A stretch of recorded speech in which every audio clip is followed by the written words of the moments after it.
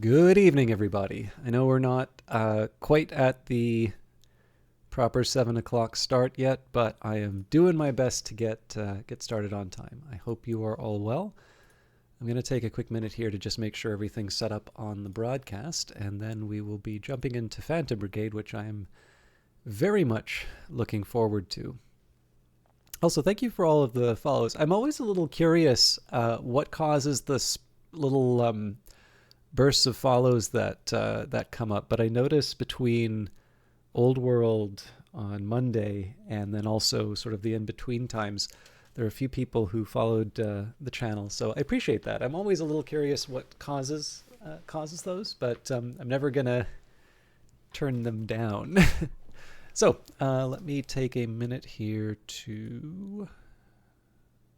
Oh, I'm sorry, just give me 1 second.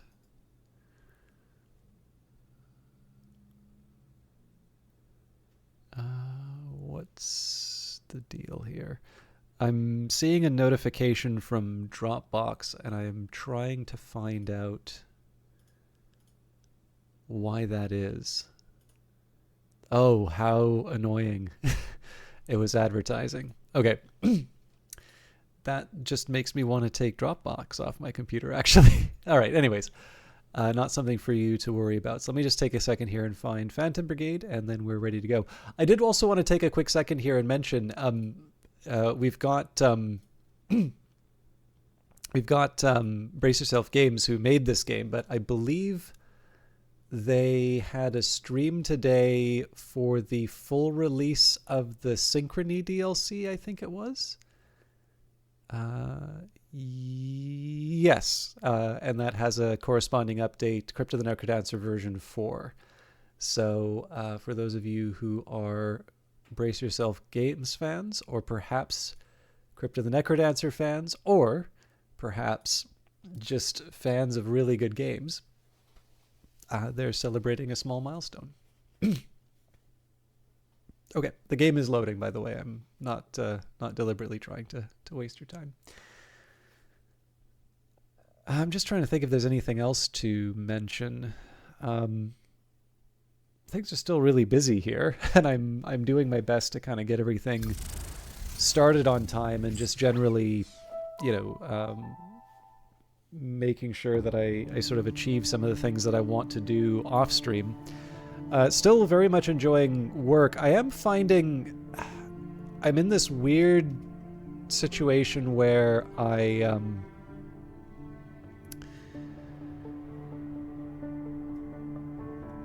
there have been a couple of times where I sort of feel a little lost in terms of what I should do at a given time, while simultaneously sort of wanting to focus on making sure I get everything done. It's a very weird place to be, and I guess the best analogy that I can come up with is it's a little bit like what I find myself running into in my day-to-day, which is, I have a stream 3 times a week. So that's going to knock out 3 hours at least of the day. I now have a commute. So, hey, Oswin, very, very good to see you. I don't get a chance to talk you up to other people. I'll be sure to do that later on in the stream. But I know I said it at the time, but there's something about being able to say it by voice. Congratulations on beating Disco Elysium. I did sort of make sure that I was more staying for the concurrent view and like maybe just putting the volume down and looking like basically doing other things during the really like decisive moments. So I don't know all of the details of the ending, and it's a little bit of a shame because I kind of wanted to know your journey through the game, but on the other hand I'd also missed sort of large sections of it. So, and I figured that VODs are an option for those anyway. But despite the fact that I had sort of a non-linear experience, let's say, of your ending, I was very, very happy to see you finish Disco Elysium. I thoroughly enjoyed your playthrough, and you've definitely got me opening up that game and wanting to play it as well. Oh, I'm already having a great time with it. Like, I was a little off, but this is funny. I think the voice acting in the game is very good. but I was a little off-put by the fact that it's fully voiced, because as a broadcaster, one of the things I like to do is read out the dialogue. Even if I'm not that good at it, it's nice to do. Now, I know there's the option to sort of limit the audio, so I might or might not. I have to think about what I do with that, but yeah, no, it was a true joy to watch you play that game. And I know, like, I've seen you do Helldivers 2 with your friends. I've always enjoyed hanging out in your broadcast, but I was actually quite happy that when I kind of saw the credits start rolling, I don't know. I think you're.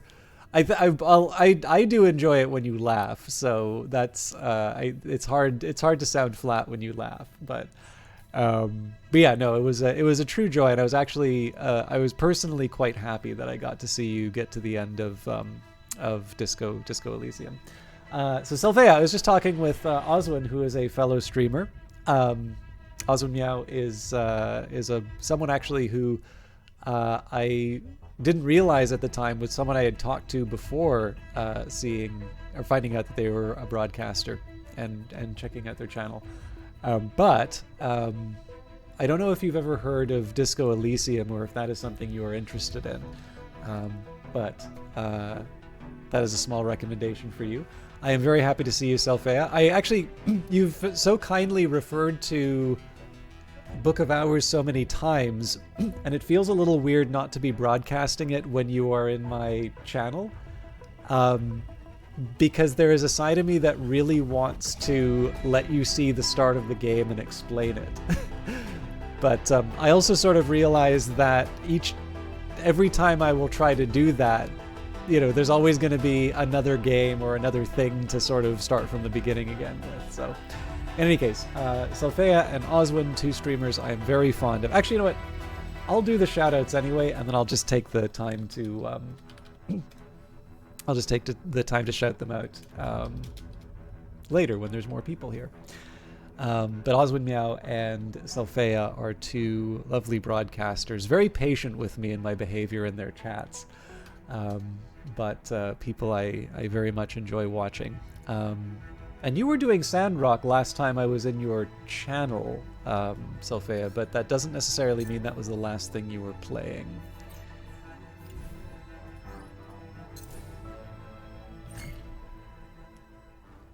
And I will say, I know you like RPGs, so Disco Elysium is not Baldur's Gate 3, but it is very much a game in the CRPG sort of spirit, with its own very unique perspectives.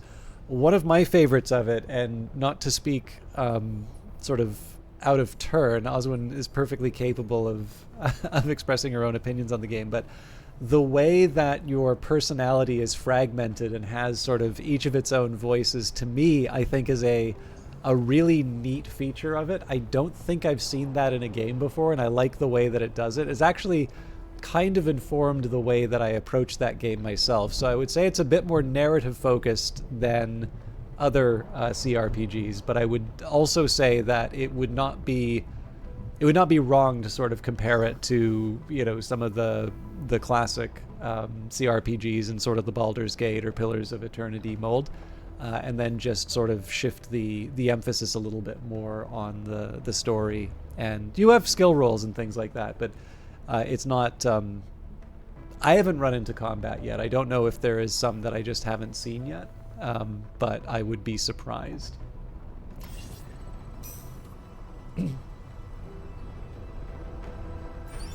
I should explain what we're doing right now. In Fearland, we're almost finished our liberation. Now, I have a little bit of a tricky task ahead of me. I've got 2% left on the repairs, so I actually need to be at cruise. In fact, I think I'm going to back off. And there's the repairs. Okay, so now we will go into stealth mode. And what we're trying to do here, we're currently contesting this province. So the Home Guard is trying to liberate Fearland, and I am trying to liberate it. With the Home Guard, I'm trying to liberate it. The enemy is trying to hold it. And what we want to do is we want to get the enemy strength down to 0 before the Home Guard gets to 0. So one of the things that will lower the enemy strength... Oh, actually, we can ignore the plant, and we can go straight for the outpost, which has got 36. So what I'm doing here... the enemy is at 28 strength, so if I take the energy plant, it's 20 strength. But if I take the outpost, it's minus 36, and so they get knocked down to 0. At that point, Oh, okay. I need to check that out. I'm sorry, Selfie. I know... I'm sure you have... Well, it's not like I'm exactly low-key when I'm in a channel. I know I've not seen your stuff as regularly as I used to, and that's unfortunately the one small drawback of the new job. But I actually really do like watching you play, and particularly, it's not that I dislike Sandrock, but I actually like it when you're playing something new, because you very often will sort of show me a new game that I haven't seen before. So I'm trying to come up with a way of saying that doesn't make it sound like I hate Sandrock, but it's fun. I mean, obviously you have very good chemistry with Dendrian. Obviously you stream with more than just Dendrian, but it is fun to watch the Sandrock streams, whether you're going solo or whether you're going with others. But I do sometimes enjoy some of the other things that you stream, just simply because I wouldn't know of them if I didn't check them out. Anyway, once you get to 0, the game will start basically a boss fight. And one of the things that's interesting, I feel pretty comfortable with the difficulty of Phantom Brigade. So there's a certain point where I don't want to ever say that I go through the motions on missions, but I felt like I had a pretty good handle on how to get the best of Phantom Brigade. The boss fights really challenge that. It is, in fact, the first time I've had to reload the game, mostly just because I didn't want to have to go through the whole liberation all over again. I am a little conscious of the fact that on stream, it sometimes asks a lot of people to go through a long liberation, then say, okay, I messed that one up, so we're going to have to go right from the very beginning. But yeah, it's fun. I mean, they did a great update with this game, but even for someone like me who's been playing since early access, I like that I'm finding new challenges and things I really need to think about.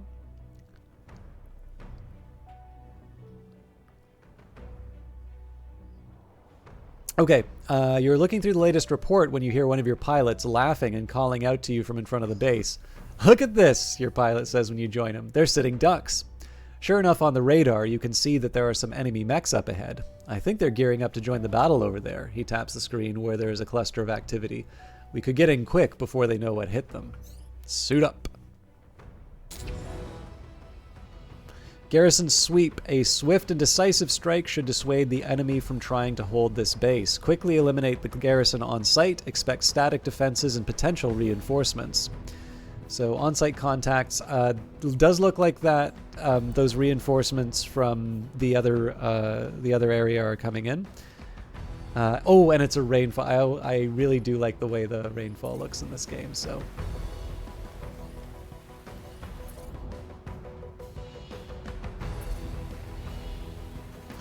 All right, let's do some quick edits here.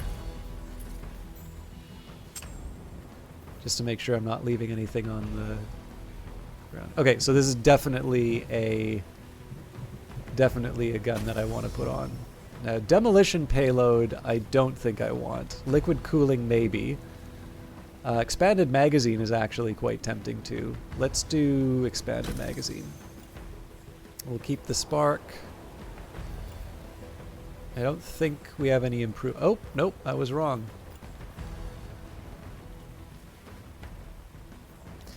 So we would want the left arm on this one, for the simple reason that it's not as big of a deal if I lose. Oh, now this is interesting actually. So we're still at 28, so I could potentially afford to put some extra weight on, although it doesn't really look like I have any weight to add. I guess we could try the basic plate. Nope, that knocks me down too much. Okay, maybe you don't have as much as I thought. Fair enough.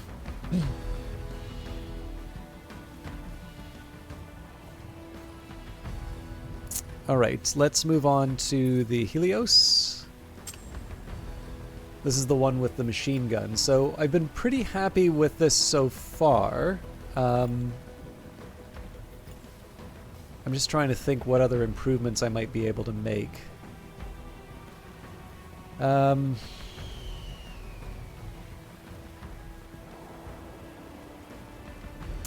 So this is lighter, but because we wouldn't have the generator on it, this would slow us down. So in this case here, it doesn't make much sense for us to lose the integrity on the legs.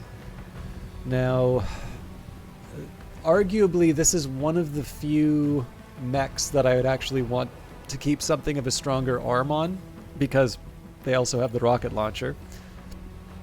So we'll keep the Helios as is. The Needle, on the other hand, well, they're already a very fast sniper. Wonder if I can switch to... Nope. What if I change the... Definitely not. Oh, hang on, but no, I do want to boost the heat capacity. So I'm going to put a focus on them and see if we can maybe improve... Okay, so we're definitely going to switch out that left arm.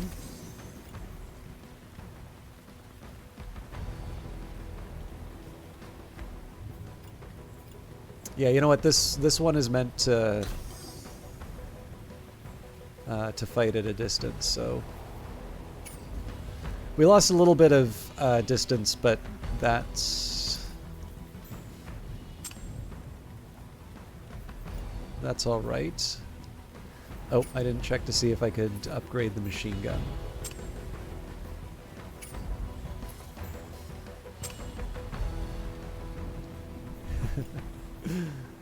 Okay, so... Looks like this machine gun's perfectly fine.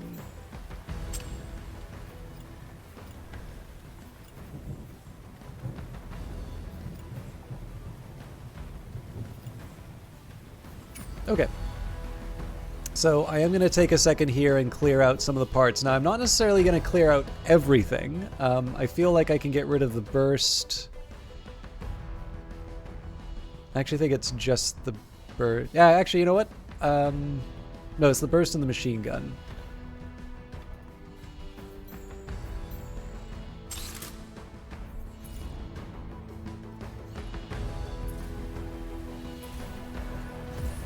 Now we're ready to go. So this isn't the boss fight. This is going to be the last fight before the boss fight. And I think it's just a question of clearing out the bad guys. Preferably in short order.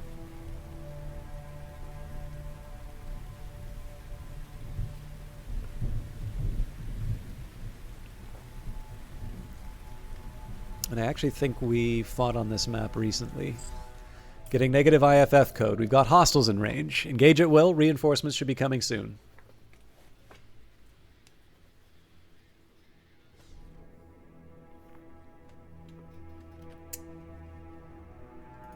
All right. Well, I mean, we got some broadcasters in the channel here, so you know, if you want, this is your chance to get a deal of a lifetime.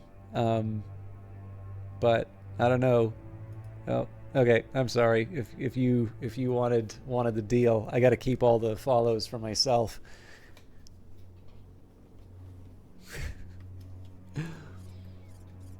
At least it was polite.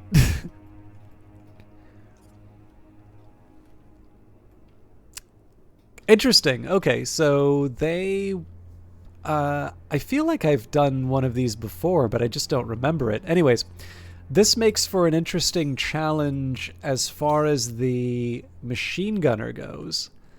I think in this case, let's take a minute here. So for anybody who's not familiar with the game, this is a turn-based... Okay, so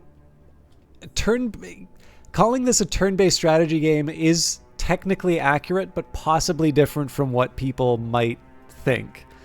So you take turns. The turns are 5 seconds long. However, they are simultaneous turns. And I know sometimes when people think of turn-based, they think of something like, Monopoly, where, I take my turn and I perform an action. And if basically the outcome is different if I take my turn and I land on a spot, and then you take your turn and you land on the same spot I do.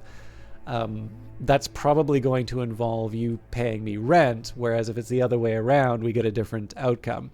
In the case of Phantom Brigade, you can think of it a little bit more like Frozen Synapse, which has it is also turn-based in the same sense, but both players plan out their turn, and then the action takes place at the same time when you play it out. Although, I know a lot of people compare this to Frozen Synapse, and I don't think it's completely unfair. The difference is that Frozen Synapse relies a lot on hidden information, whereas this game's quite transparent about what's going to happen. And so I think the better comparison is to Into the Breach, which brings me to the next part. What happens over those 5 seconds? In the world of the game, basically there is this technology that allows the Brigade to see 5 seconds with certainty, 5 seconds into the future. And so I can see here that one of the units in the back row there is firing a rocket towards my mech, so I'm going to have to deal with that. We can see that most of the enemies are focusing on the front two mechs.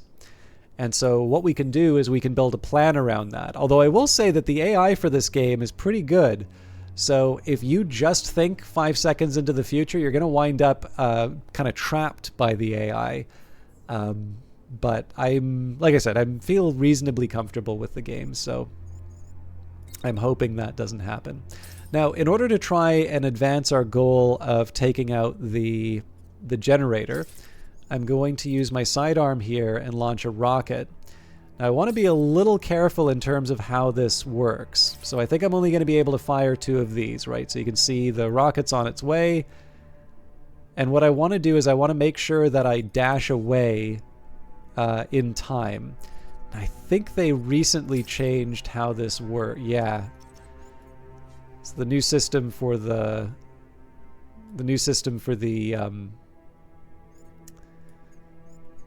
jump's going to take a bit of getting used to, I think.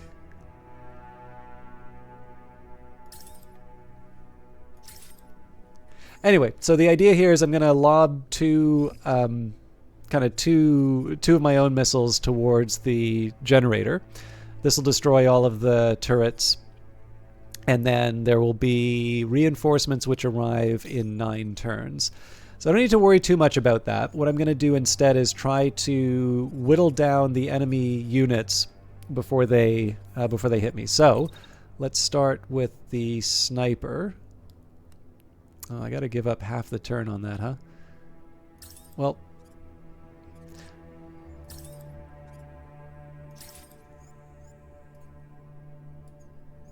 $75, $88. Yeah, honestly, I think probably just firing once and then a second time is a slightly more effective approach. Now, my preference here would be to... actually, you know what? I can probably dash.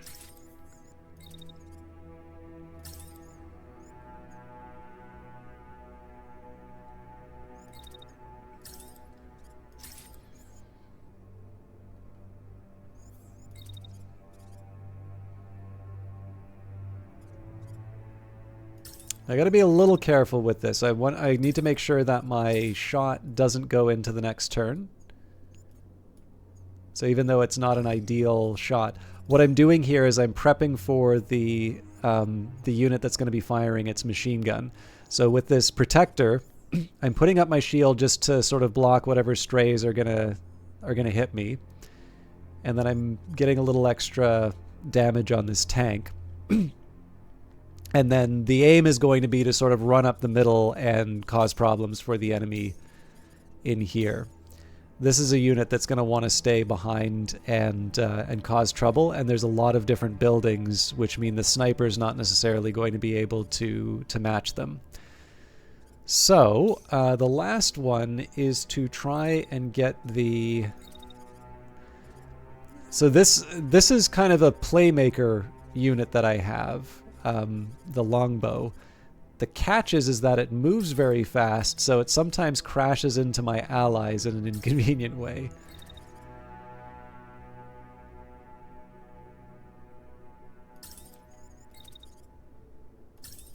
I'm definitely playing a dangerous game with my my unit here.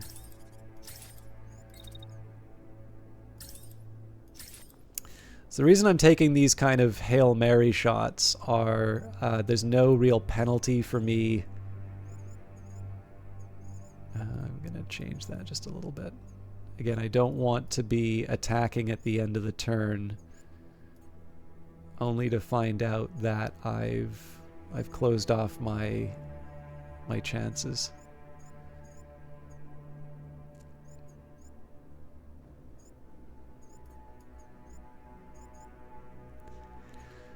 Okay, so just as a recap, this is a unit that I just want in the fight causing problems.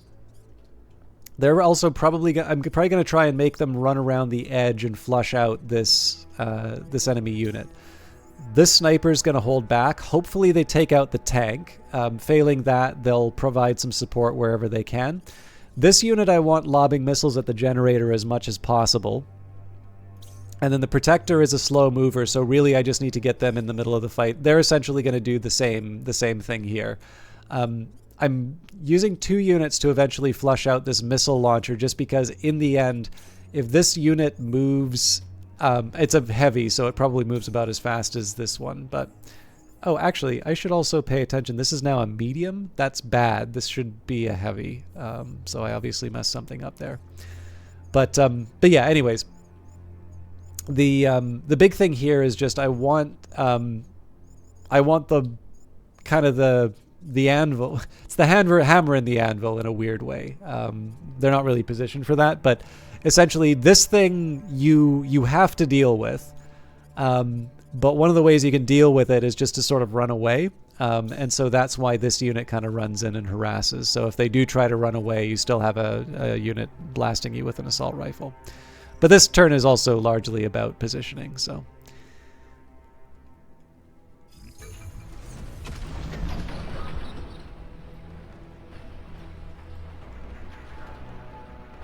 Oh, we missed one.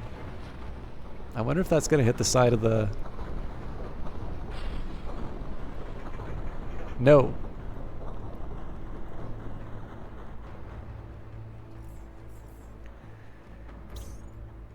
You can see it throwing up its shield so it doesn't get hit by the bullets coming in.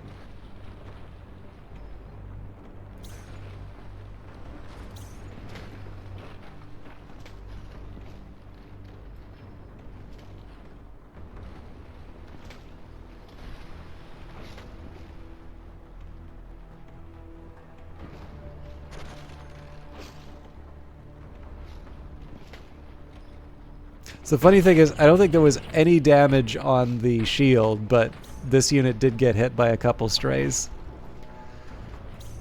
Okay, so I didn't pay attention to that attack very well. Clearly, there was a wall in the way, and I could have checked that on my own. That's the second missile off, so we're going to dodge these missiles in just a second.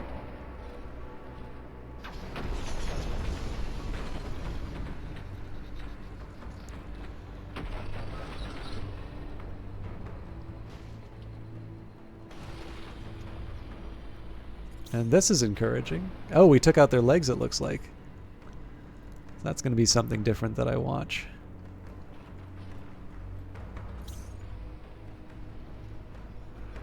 And we might be able to take this out depending on how the shotgun goes. Yep.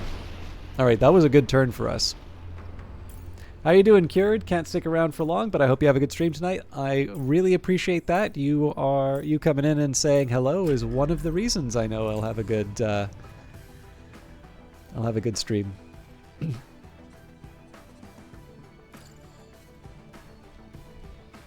So we'll see what happened to the generator.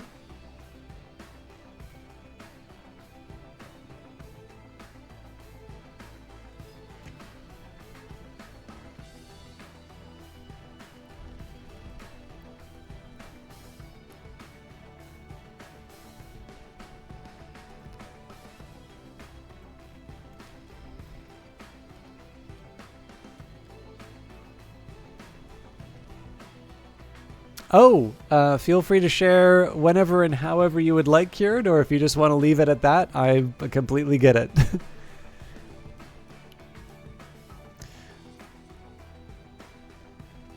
Yeah, it looks like we got really lucky on taking out their legs. I am not going to complain about that. I'm trying to decide which I prefer in this game as far as looks, because like the slow motion really does look great. But obviously being able to see it play out in real time is pretty special.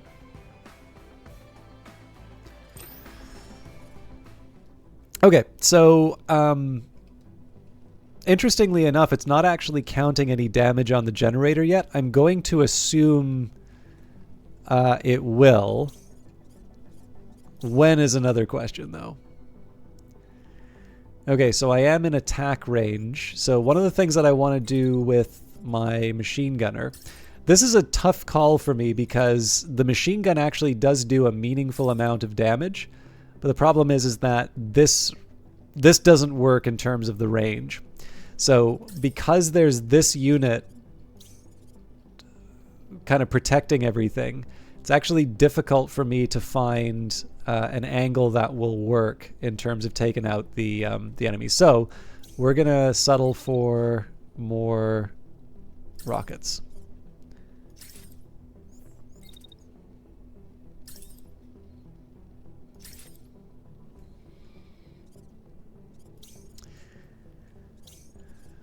All right, now this pilot's concussed, so they're completely out of the picture, which is great. The missile launcher actually doesn't know what to do with itself, and I am definitely going to take advantage of that. So we'll get in position. I want to make sure I can actually make this shot. We do a fair amount of damage to buildings, but I don't want to... Actually, you know what? I think I'm just going to stay and fire here. The reason for that is that I have a decent enough shot on their primary weapon that we might actually be able to disable them. And because they don't have a secondary weapon, that would take them out of the mission.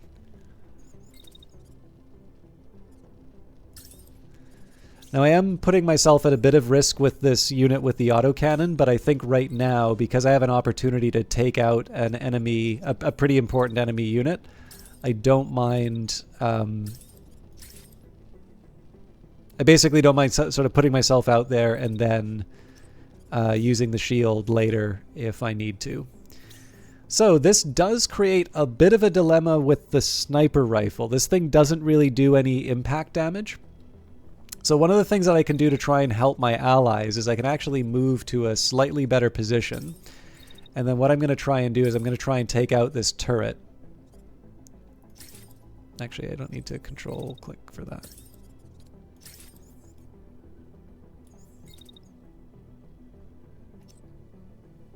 All right. Let's watch the magic happen on this side. Try and get the generator in too.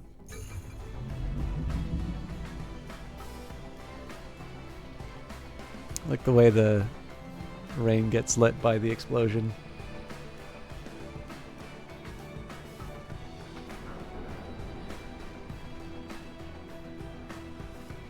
Okay, there wasn't actually that much damage to the building, it turns out.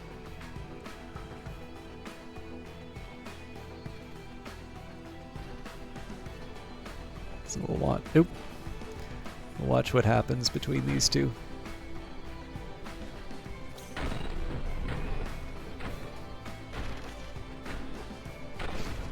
So hits to the back deal more damage to the legs. In this case, the gamble didn't quite pay off, but we'll still be able to take them out on, in the sense of them crashing next turn if we get enough hits on the back.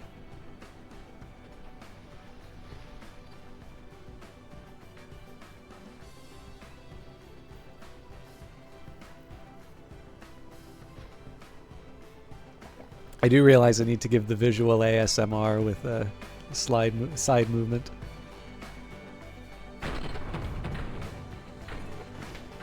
I don't really know how to move it in an appropriate way. Oh, great, we got the concussion. So that means we've got... Okay, surely the generator is down now.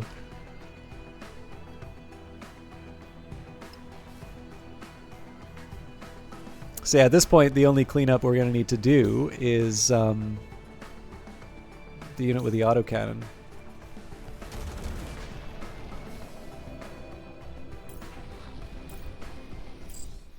Good work on destroying that generator, Commander. Turrets should be down now.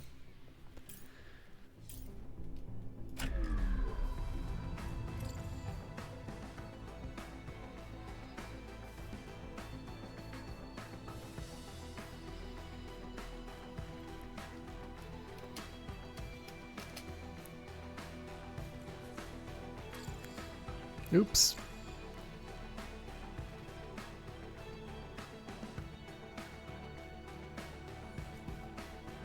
This game looks pretty good. All right.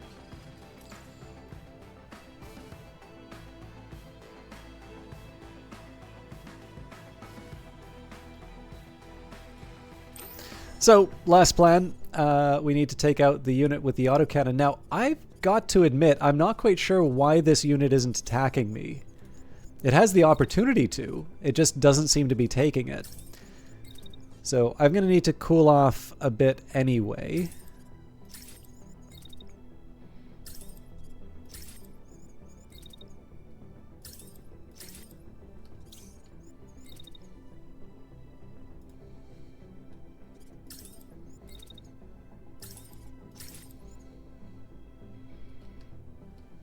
I think we'll just leave it at that.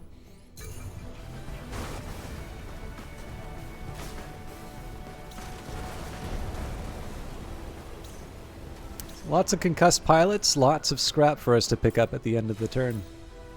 And we don't need to worry about the reinforcements because we took out the garrison in advance. No targets remain, mission successful. Victory! Alright, so we got some battery for that. Let's take all the colored... Actually, all the colored parts first. And then we will scrap, starting with the parts that are intact. Oh wow, we get to keep everything. Cool. That was a very good round for us. All right.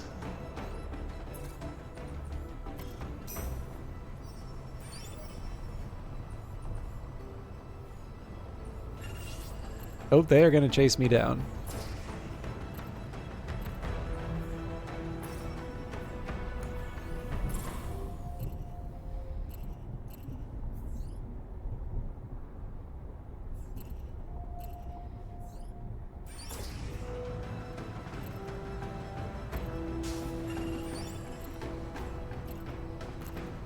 Curses.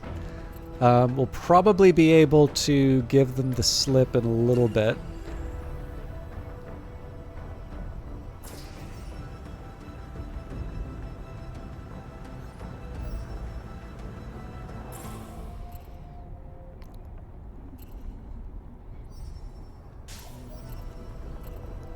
Oh, can we do it?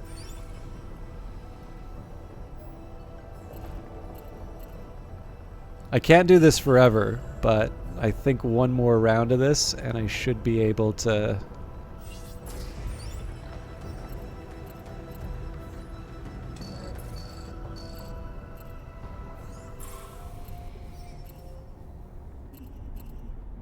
They're heading the wrong direction though.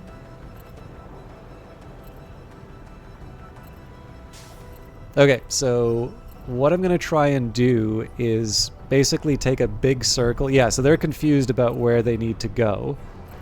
I'm not out of the woods yet, but as long as I can stay out of their radar, I should be able to do a big circle and go after the boss. Yeah, they gave up. Let's actually take a minute here and see. I'll get all the upgrades done.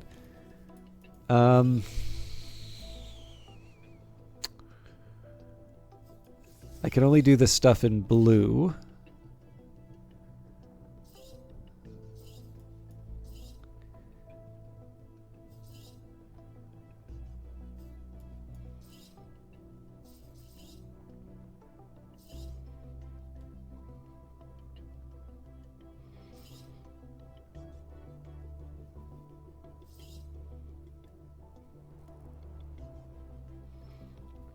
I do like the efficiency.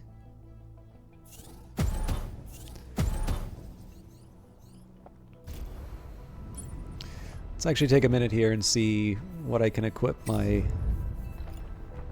main people with.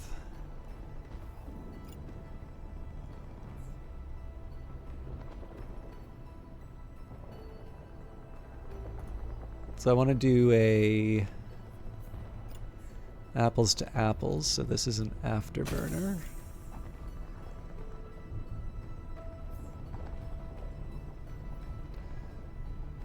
The reinforced plate is theoretically something that I might be able to mess around with, but the other would be amplified, which I don't have.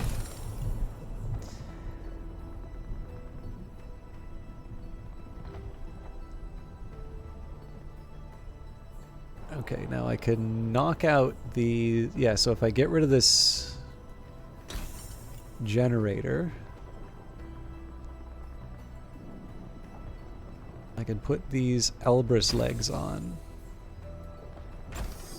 Oh, interesting. That still doesn't bring me up to 28. I think I'm gonna go for those still. Okay, so a little bit slower than what I was originally planning on, but I'll make do.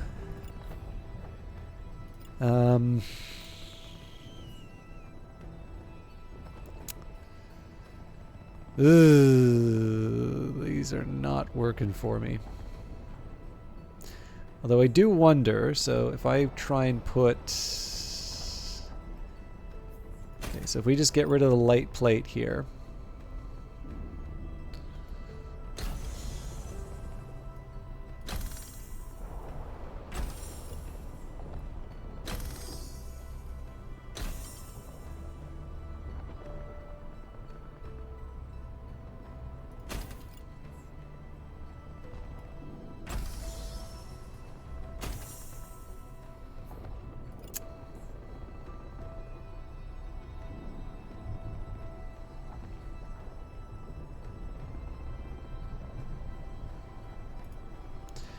I'm gonna change a couple things around.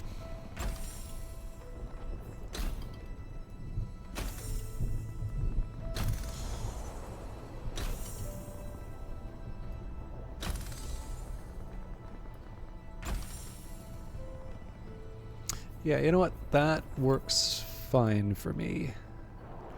And better still, we can boost this up by putting those Nox legs on, which makes me wonder... Cool.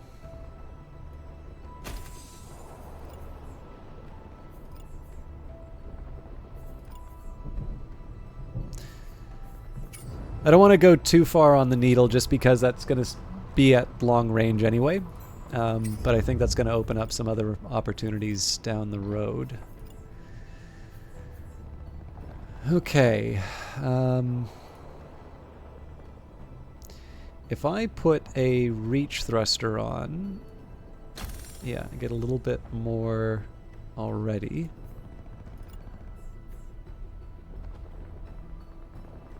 I think I'm still going to keep the Hakubu torso though. So these hand-me-downs work.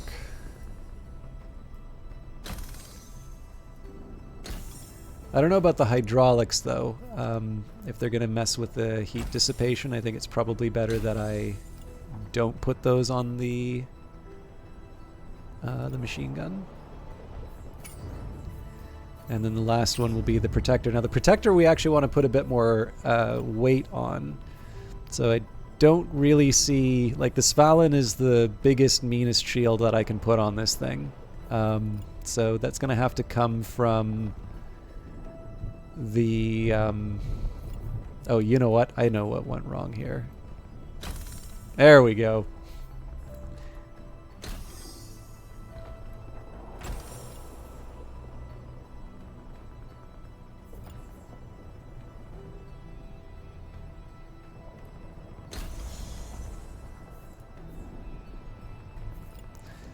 So I'm going to try and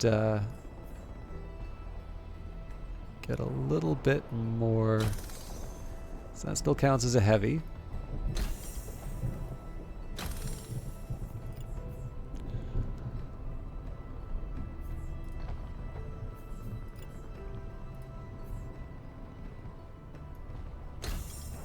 That turns it to a medium.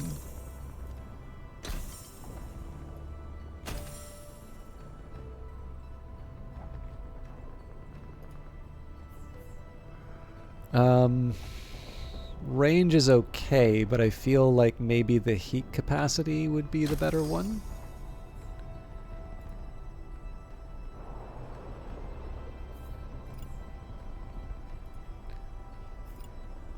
And this thing doesn't really have any barrier, so it's tough though because I don't exactly want to make this thing any slower.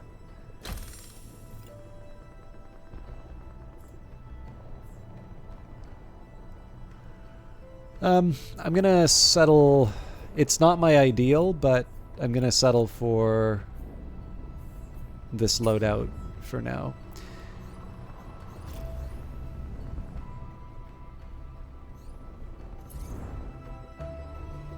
And then do I want... I'm not quite sure I want to start getting rid of parts yet, so I'm just gonna cruise for a little while to get my energy back. Oh.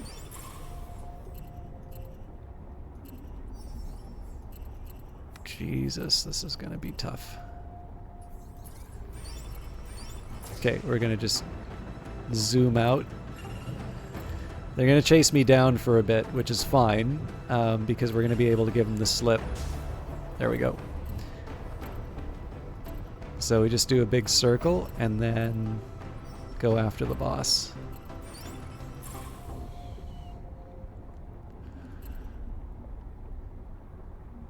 I think we're gonna get caught in the radar though. Oh, no, we got lucky.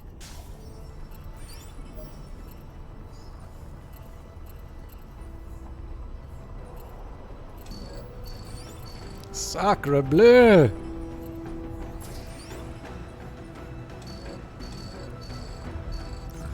The behemoth! The base slows down and comes to a stop. The Home Guard had few details about your target. No recon squads they sent to investigate this site returned back. You look up from the grainy, glitched recordings on your screen, all cut short. Eerie silence hangs in the air, thick fog obscuring the path ahead. A wall of red covers every scanner in the briefing room. One of your pilots tries to break the tension with a joke, but there is only nervous laughter in response. Whatever the invasion force is keeping here, you can't let it escape. This is their last-ditch effort. It won't make a difference. So we've already prepared the combat. I don't know if it says what we're up against. So the invasion force hold on... the invasion force hold on this province hinges on their heavy weapons platform. These walking fortresses carry high-ranking commanders coordinating the efforts and engaging targets across the entire region. Our mobile base managed to get close. Don't squander this opportunity. Deliver the killing blow. Perilous. Jack of all trades, the enemy can counter a wide variety of threats, bring a versatile squad, and prepare to make adjustments on the fly. Long haul, this encounter might last a while, bring units capable of taking a few hits.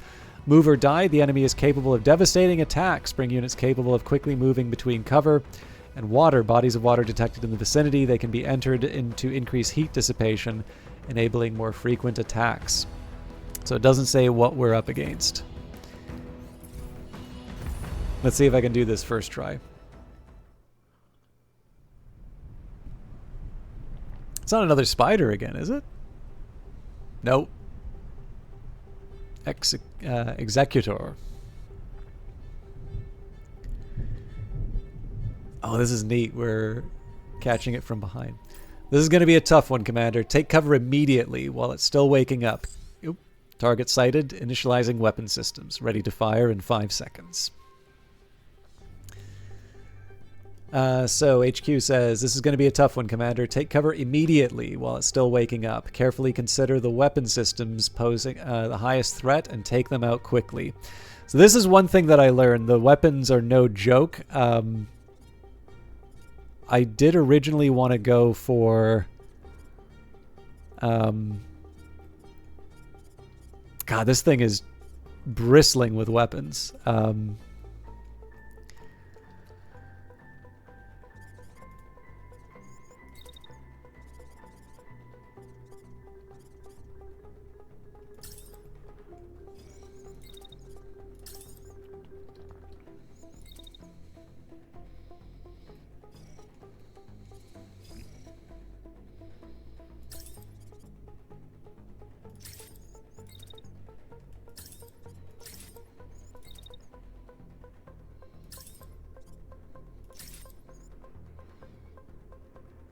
We should only need 2 to take out a generator.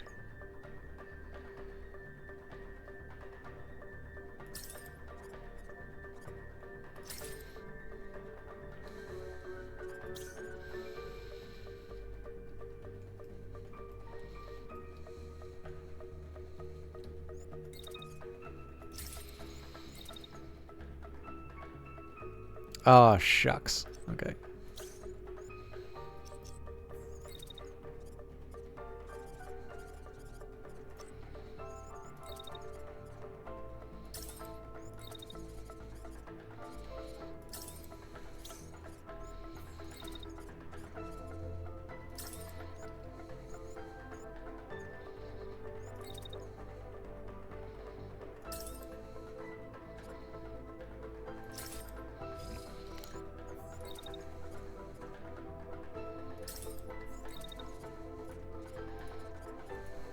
Ooh, it's not going to let me run. I'm a bit worried about that, but I'll let it slide.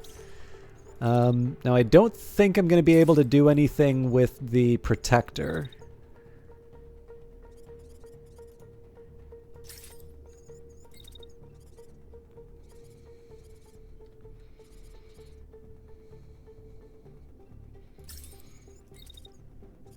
Yeah, I think we're just going to... I'm just going to disperse with that one. And then this was notoriously, this was the one that fell first, and I know I was in deep trouble.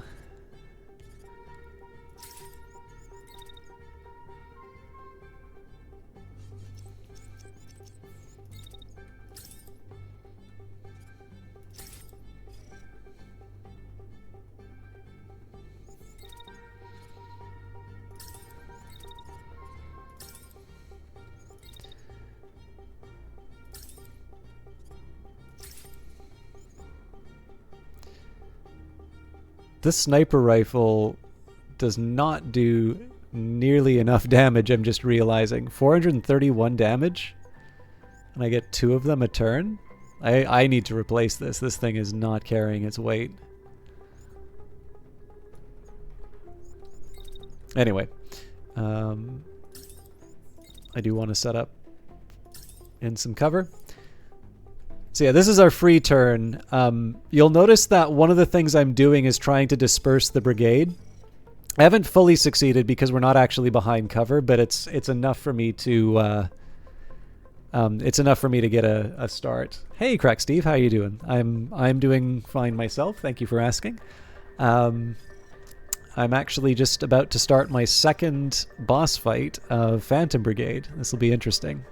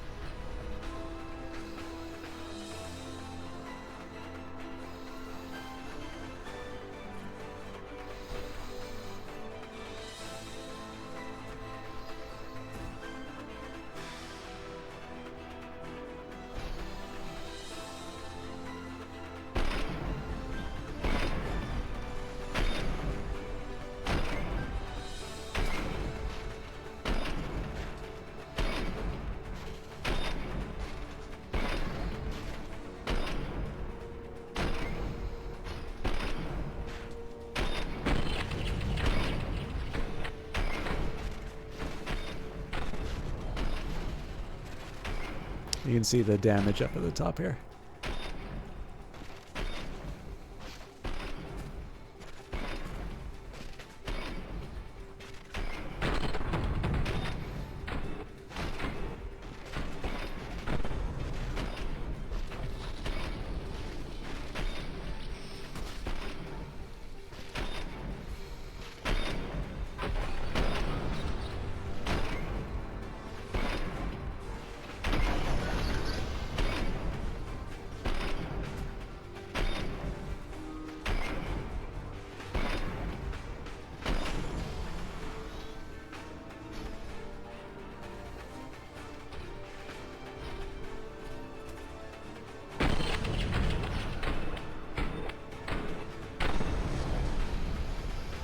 Not quite enough to take out the generator on its own turn.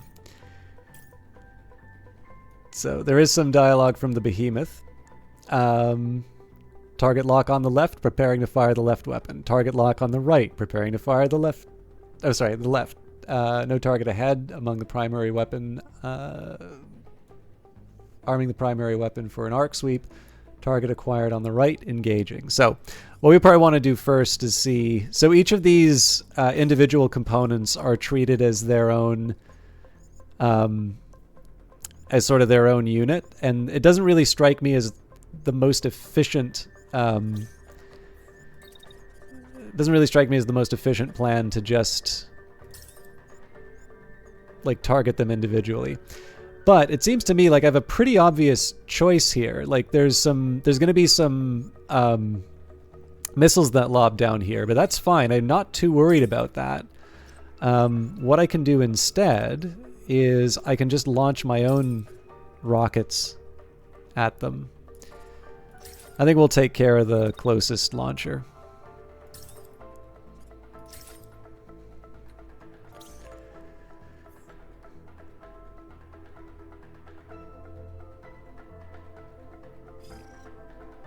Okay, and once we get past this initial sweep, so the sniper just needs to hang out here, and then we can peek around the corner. And I think because it really does feel like these launchers are causing me some grief, I'm going to focus where I can on taking those out. So it looks like I only get one shot with a sniper here, though, which is a little weak. Now... Oh, interesting. Okay, so my my hero unit is wide open for opportunities. So that's cool. What I'm going to do in that case, I'm going to try and clean up a little bit on the generator, and then we're going to focus on that last launcher. Now this is a pretty dangerous place for me to finish the end of the turn on. Because I imagine that this thing is gonna use its turrets to take them out, but this is also one of my fastest moving units. So I'm gonna try and take advantage of its speed to open up an opportunity. Now, what I am curious about, I know there's a certain, like if I get too close to this thing, it's just gonna knock me down. So I think what I'm going to do... Okay, so it will let me know if I'm in range for that.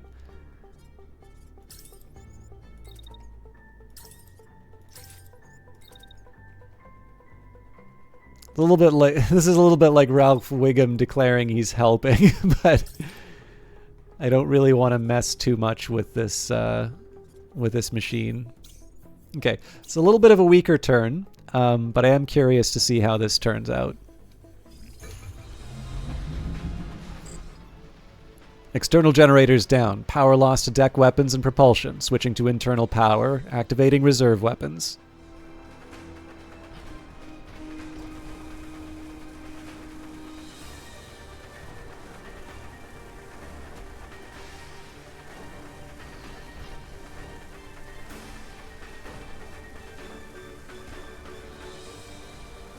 So unfortunately I'm going to be doing a useless shot against the generator, but them's the breaks.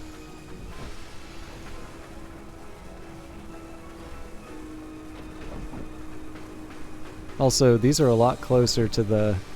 Oh no, they're not. I was going to say, I thought I thought those were hitting my ally.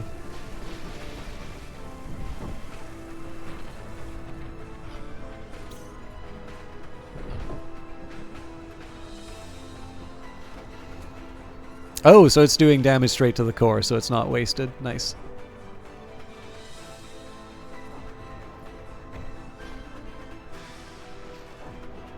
What do you guys think of the boss fight music?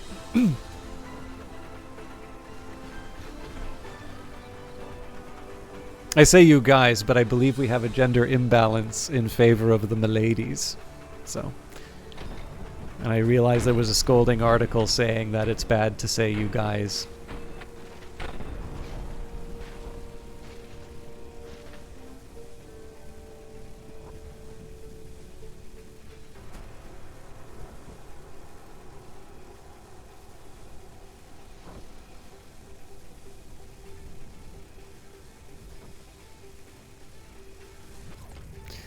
It looks like we might be... Oh no, there's the launcher. Okay. So this is a promising start.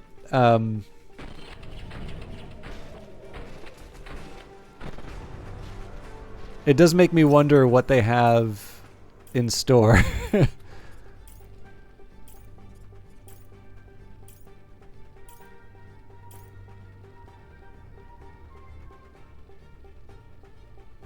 Right sector compromised, preparing to attack. Out of bounds target detected, launching long-range missiles to intercept. Target lock on the left, preparing the left weapon. Okay, so it does look like the Helios is going to get... Oh, nope. I see exactly what they're trying to do. And it won't work.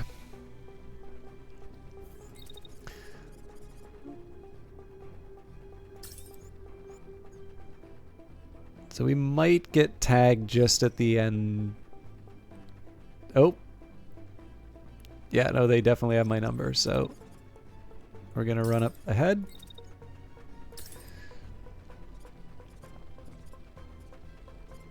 Honestly, let's just focus the core. Actually, you know what? We don't need to do that.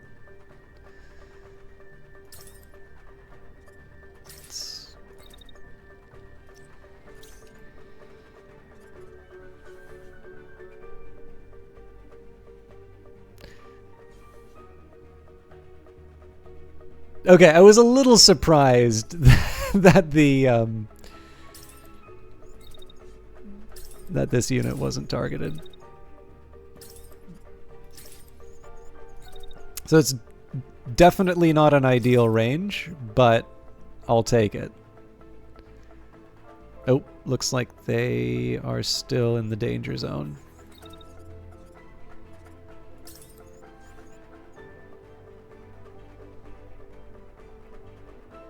How far does this thing go?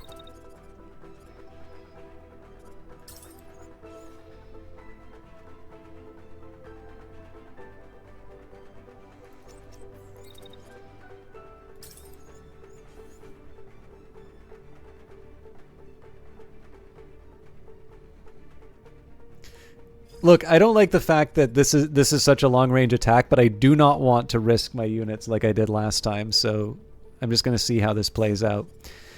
Now, looks like this... Okay, yeah, so this is specifically trying to mess with this guy's protection. So,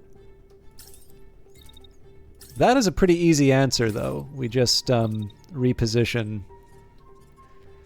So my options here are either to go back behind the pillar, or I can go behind this one. Either of those works fine for me. Now, we don't have as many options with the protector. Now, this is just an unfortunate feature of where the protector finds itself. I am going to throw up the shield just as a precaution. But it shouldn't be necessary.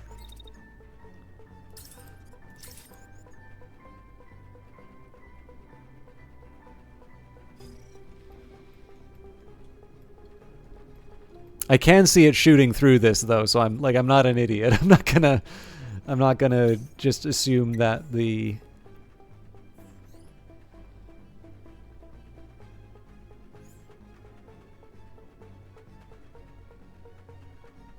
Oh, all right. I didn't pay attention to one critical feature. If you take a look, so there's the attack I'm doing, but if I stay put, there's a whole bunch of missiles that are going to drop on top of me. I'm going to wait it out.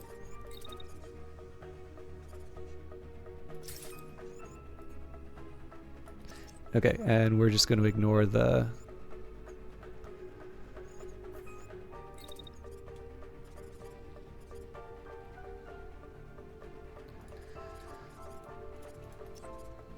I'm just going to ignore the missiles.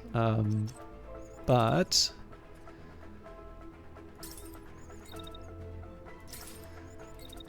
I do still want to move after the dash. So yeah, they did wind up displacing me a little bit more than I thought.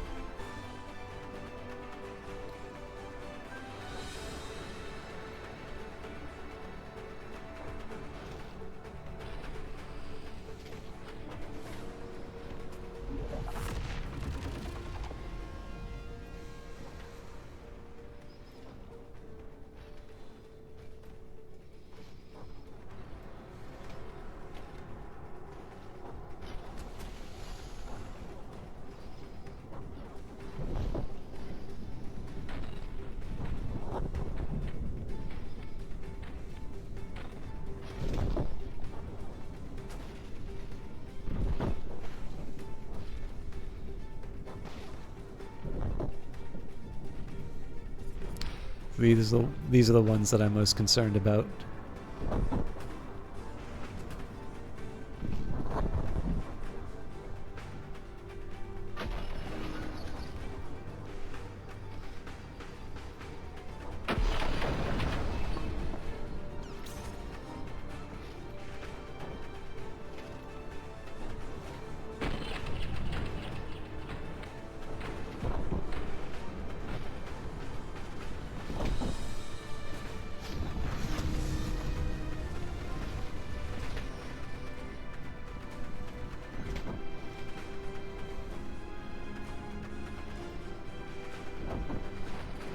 Looks like we got the launcher, which is good.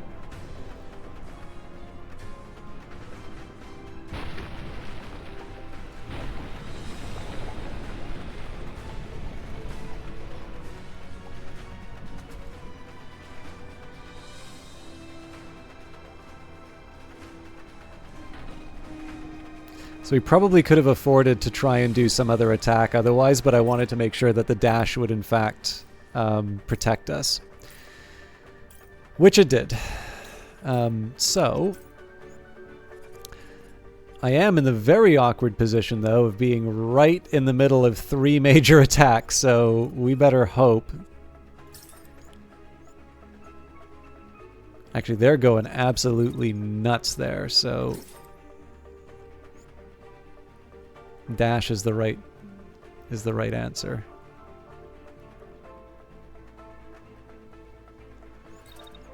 But again, I have a missile.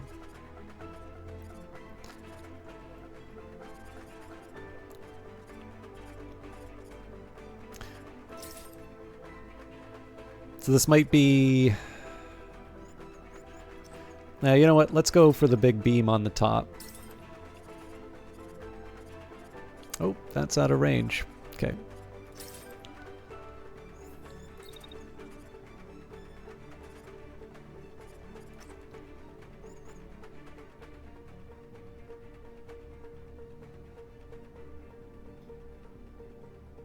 This is definitely more of a case where I'm sort of relying on the hill to protect me.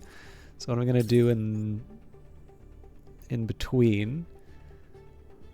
Oh, that doesn't work.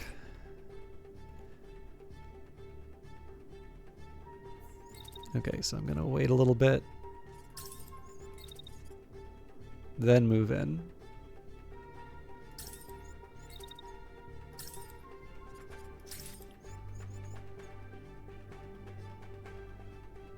Ah, then I blow up the back of the protector's head. Okay. So I can't do that either. Looks like we are exposing ourselves.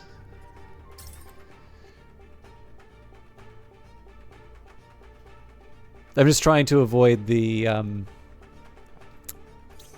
bomber. Okay, so we definitely need to make sure that there's a couple of ways in which we need to make sure that this unit survives. So first, oof, yeah, all right.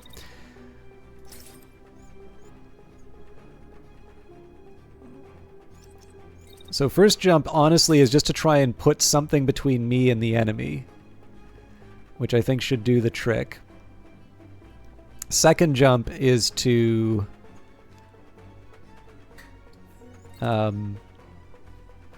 ditch the missiles, although I am going to need to find a new hiding place. All right.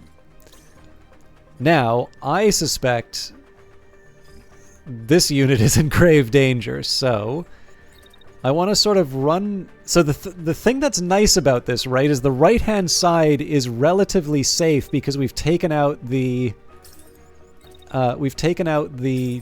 weapons. So I have a couple of options. One, I can try and go for the body. Okay, looks like I am just at the edge of danger. Okay, so if I just stayed put here. All right. I don't feel super comfortable with it, but... So one option I have... Actually, you know what? I think we are going to go straight for the core. Because this unit does a surprising amount of damage. And it's in an this is an advantageous position. So I'm also going to take some time here.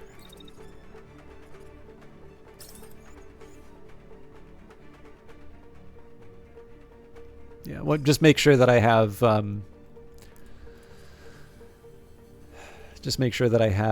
the same advantage next turn.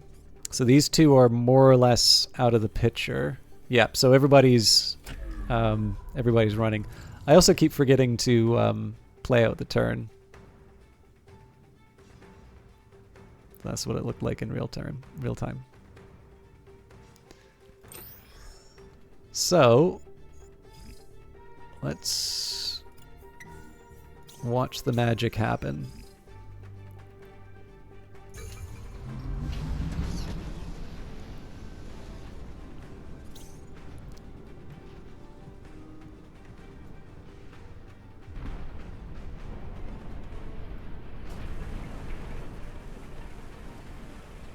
I got hit by a little bit, but nothing catastrophic. And this unit was able to give him the slip.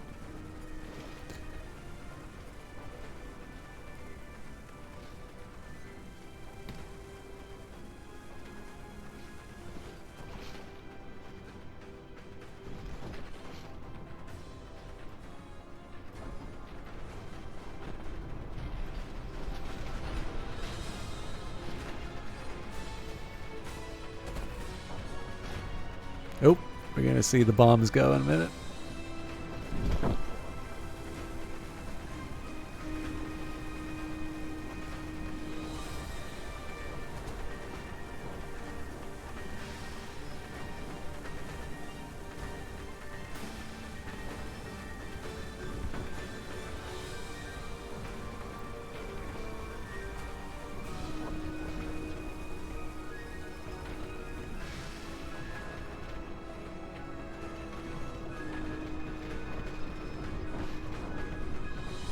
Reminds you of the American national anthem, doesn't it?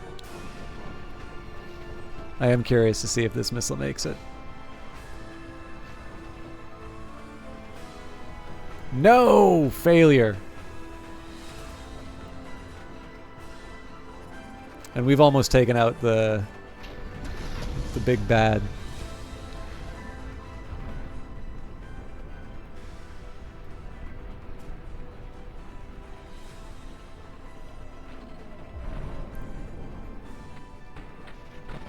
Oh, I think we did it. We did. Squad extracting, mission successful. So we don't actually get to see the thing blow up, unfortunately. Incredible work, Commander. We did the impossible and brought down a threat that could have decimated the Home Guard forces. I think our pilots have earned a well-deserved rest. So that was considerably easier than the previous one. But then this is I definitely get the impression that this is the kind of enemy which is weak to my approach. I think this is one that definitely struggles against a more nimble force. Because like if you think about it, right? Like what we really did was we made sure that we spread out, and then we had at least one unit that was effective at taking down parts. First of all, kind of hollowing out its defenses, and then essentially that allowed the longbow to just have a constant stream of attacks on the core. So I think the Executor is probably if the Phantom Brigade gets to pick its enemy, I think the composition that I have is definitely going to pick this one over the Spider. The Spider definitely felt like a more challenging one for my setup. Mind you, that was also the first time I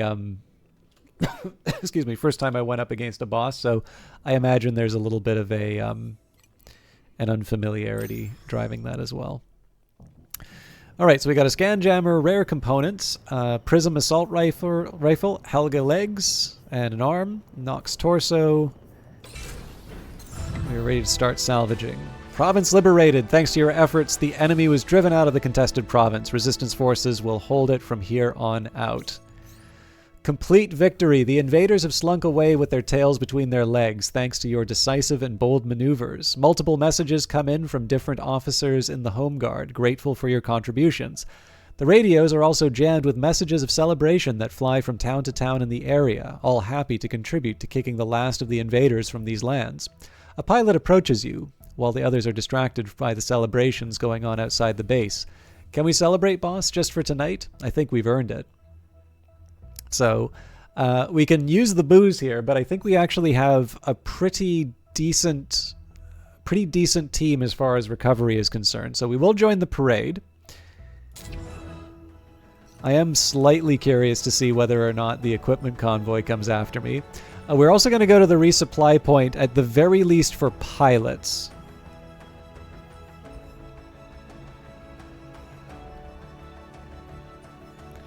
And then we will pick...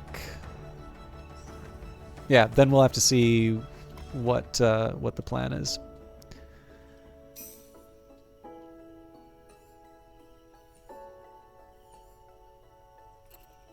It would be kind of fun if I can just chase these down and take them out before the province is done. I mean, it makes sense, right? They're the stragglers left over. You can pick them off if you have the time and equipment. I think we'll do that.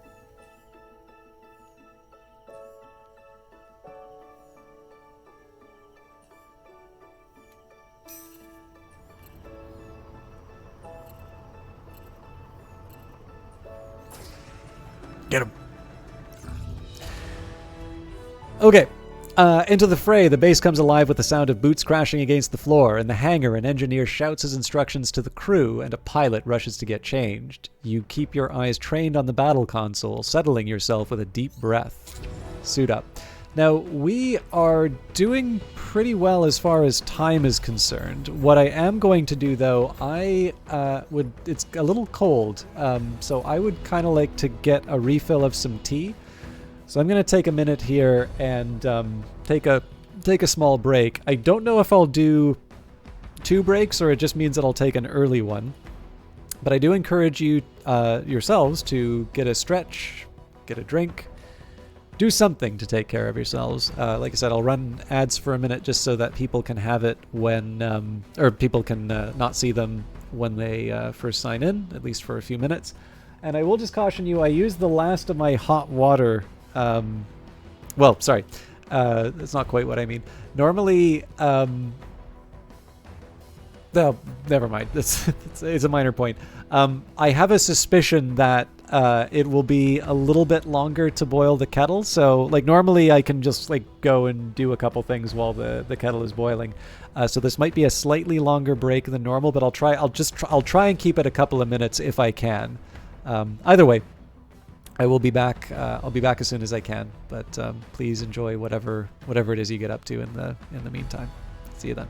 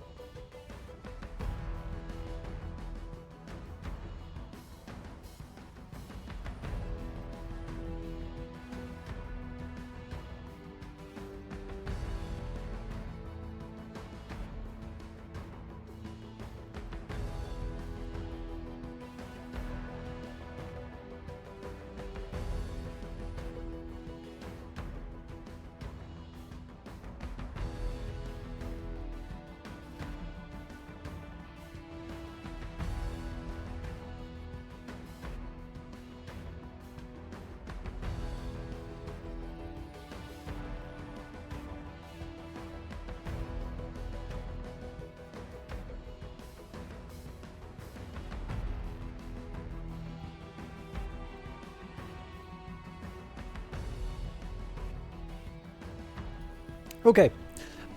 Terribly sorry for the wait there. As anticipated, the tea took longer than I was expecting. But I guess the bit of good news was I got a Duolingo lesson or two in. I'm sorry, I know that doesn't really help any of you. But let's get on with the tank ambush. This enemy convoy is transporting valuable supplies using armored cargo carriers. Ambush the convoy and stop these tanks, neutralize or evade the escort. 2 on-site contacts, 2 dropship contacts. Incoming enemy dropships detected. Keep an eye to the sky and expect reinforcements to land shortly. It's kind of funny, actually. It seems like we're going to be dealing with quite a few reinforcements in a province that we've just liberated. But there is an important step that we do. We play some fashion brigade.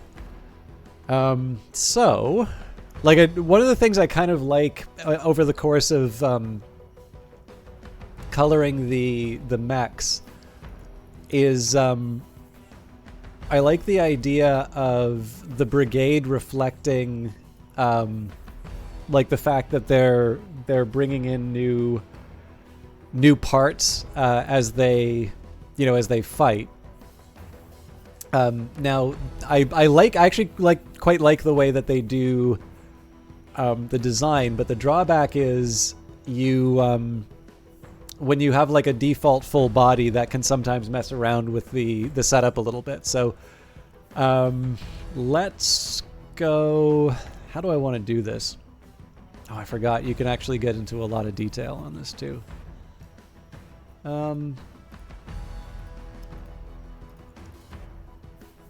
Let's start. Okay, so let's think a little bit about how we're going to design this. So this is the longbow. This is like the big, loud, kind of showstopper mech. I might even go for neon colors on these.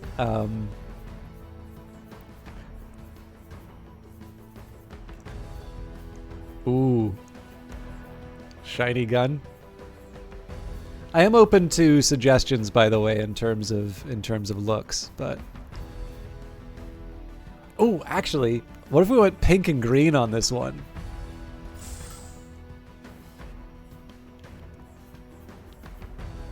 This is a little understated for what I want to do, but let's Alright,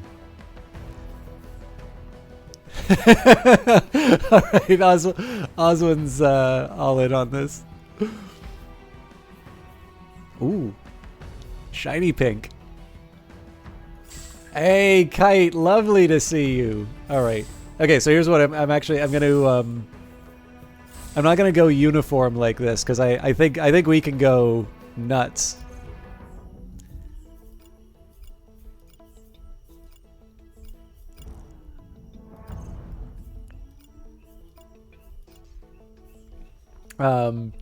I'm going to take, actually, now's a good time for me to do this. So I was talking about some of the people who had visited. I guess this looks a little more purple than pink.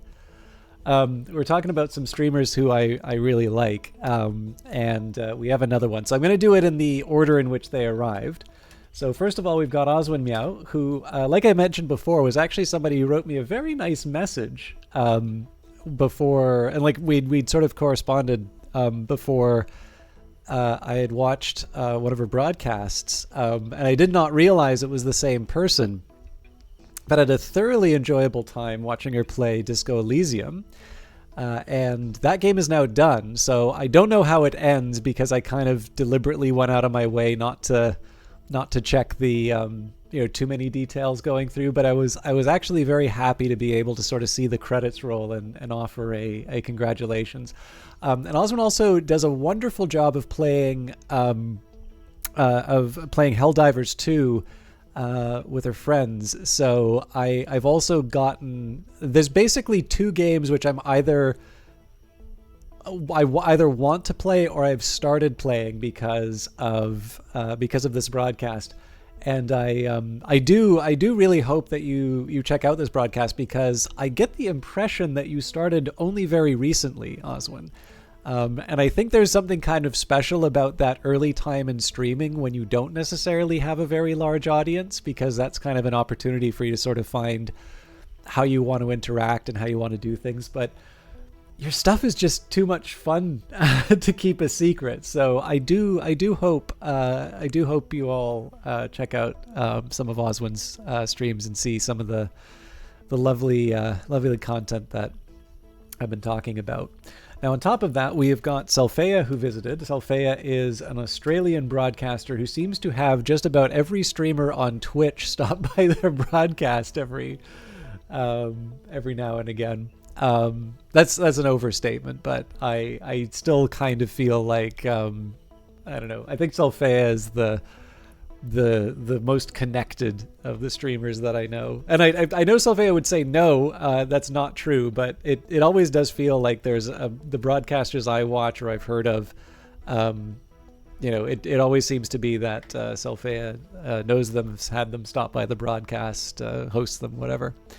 And I do always keep talking about how she's played my time at Sandrock, because that is what I very often see her play.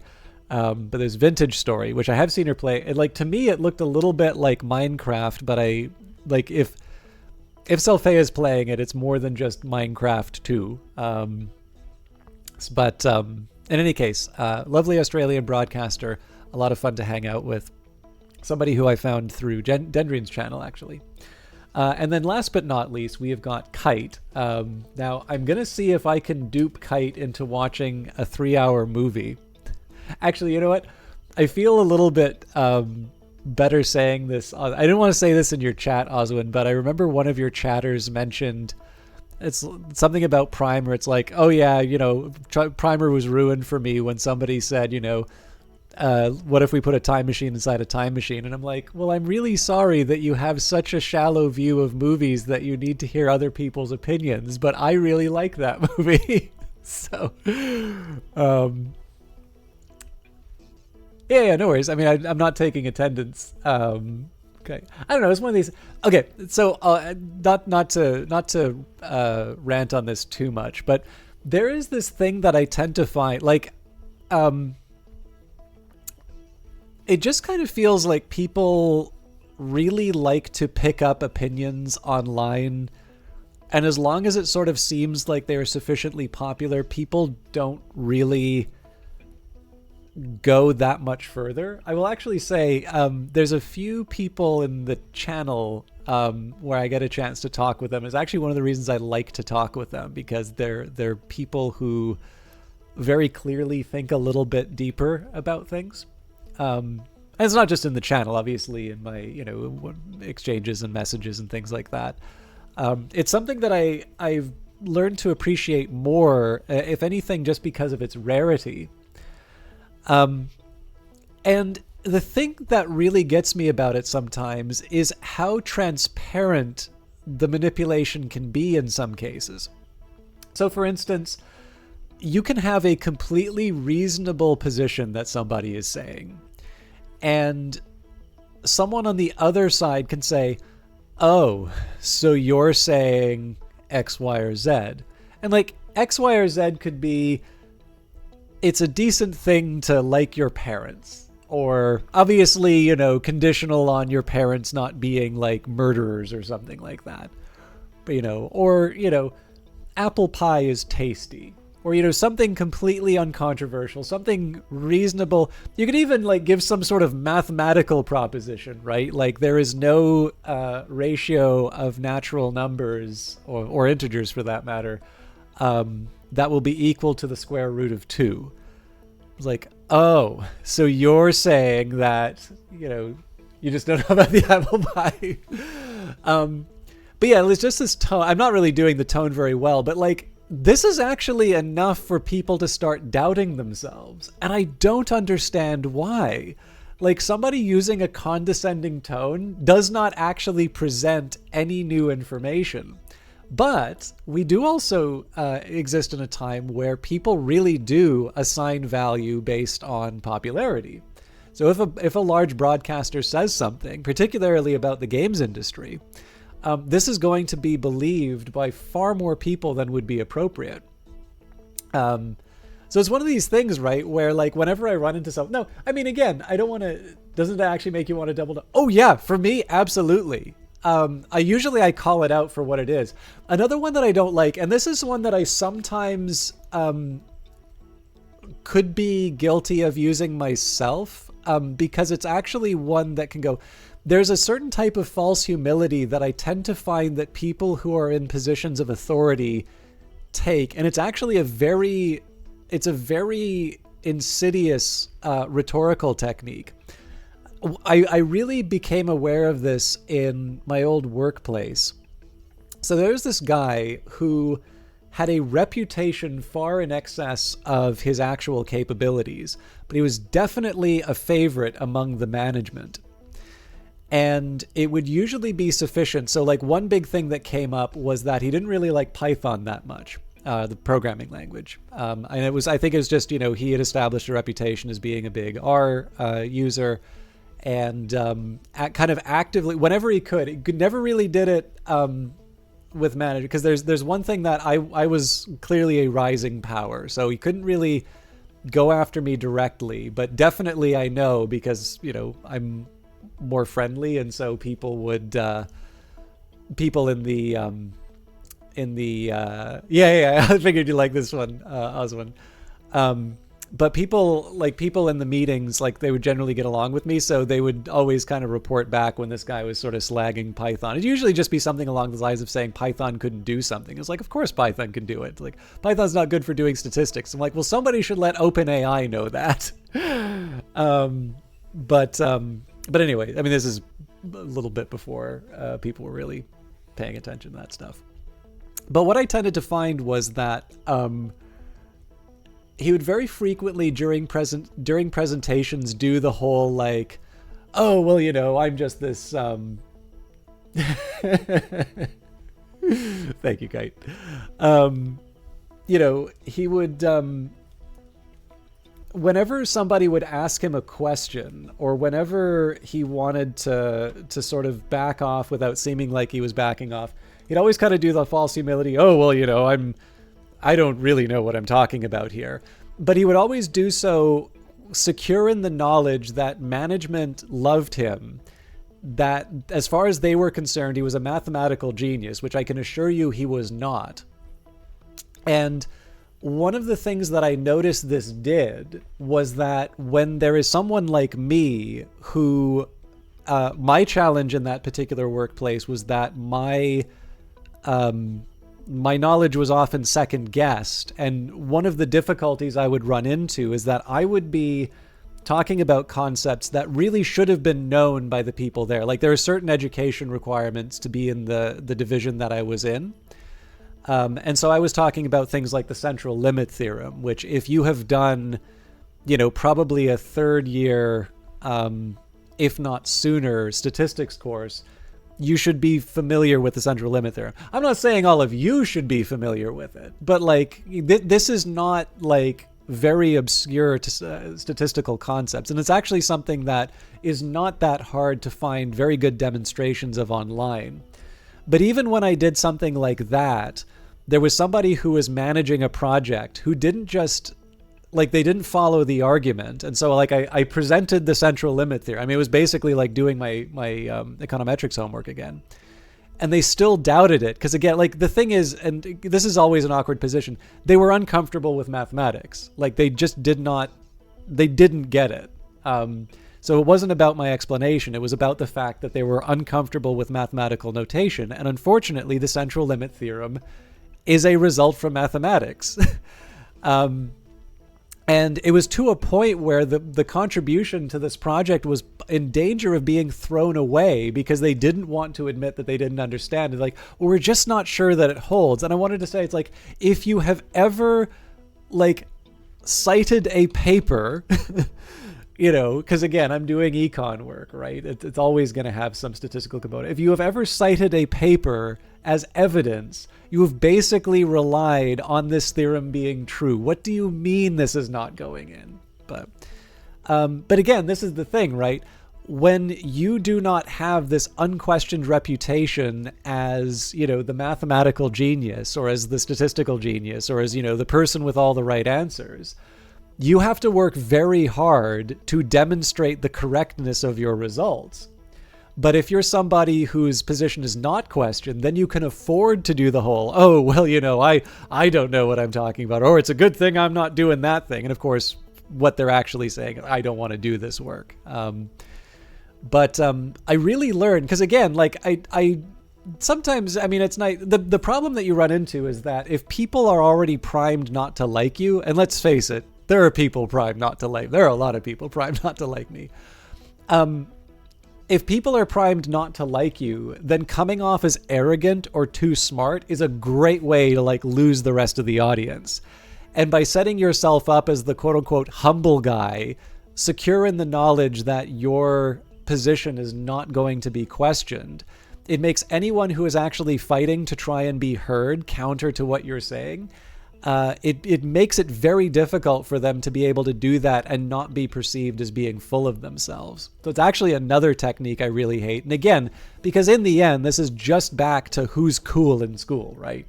If you're part of this cool kids, you get to sit at this lunch table or hang out with that group. And if you're not in the cool group, they will let you know. So apparently that still exists in the world. As a woman inside, oh man, I wasn't even thinking of that, Oswin Meow, because I'm probably the one talking over you in the meetings. But yeah, that has probably got to be like my situation on steroids. Because you're right? I know there's the whole thing about bossy, but I think it's more than that. Like just being able to, because I not to make our private discussions public, but you talk over me just as much.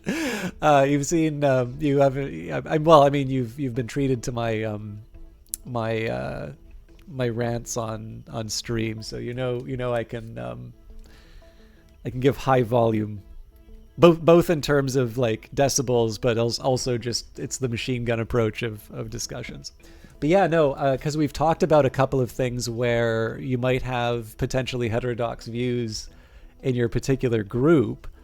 And I think it's right to question. Like, this is the thing, right? It's right to question. This is the reason why we do this is why we do science. This is why we have hypothesis testing, and this is why we build models.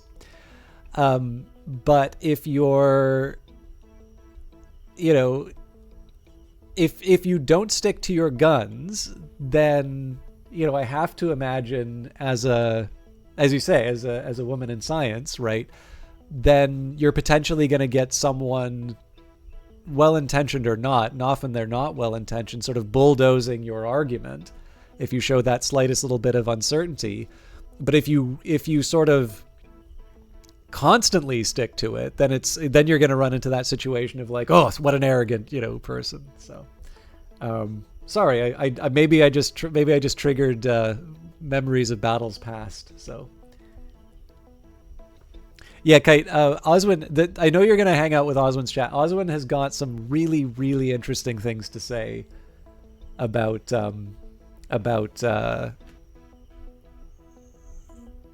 science, the University of Science. No, Oswin has got some really, really interesting perspectives on this, and I am afraid to say that I am not well studied in any of the sciences. Again, I know a little chemistry from the film stuff. All the physics I know is purely from optics and learning a little bit about lenses. So if any of you want to talk about the circle of confusion, aptly named, incidentally, that's about as far as I'll get through it.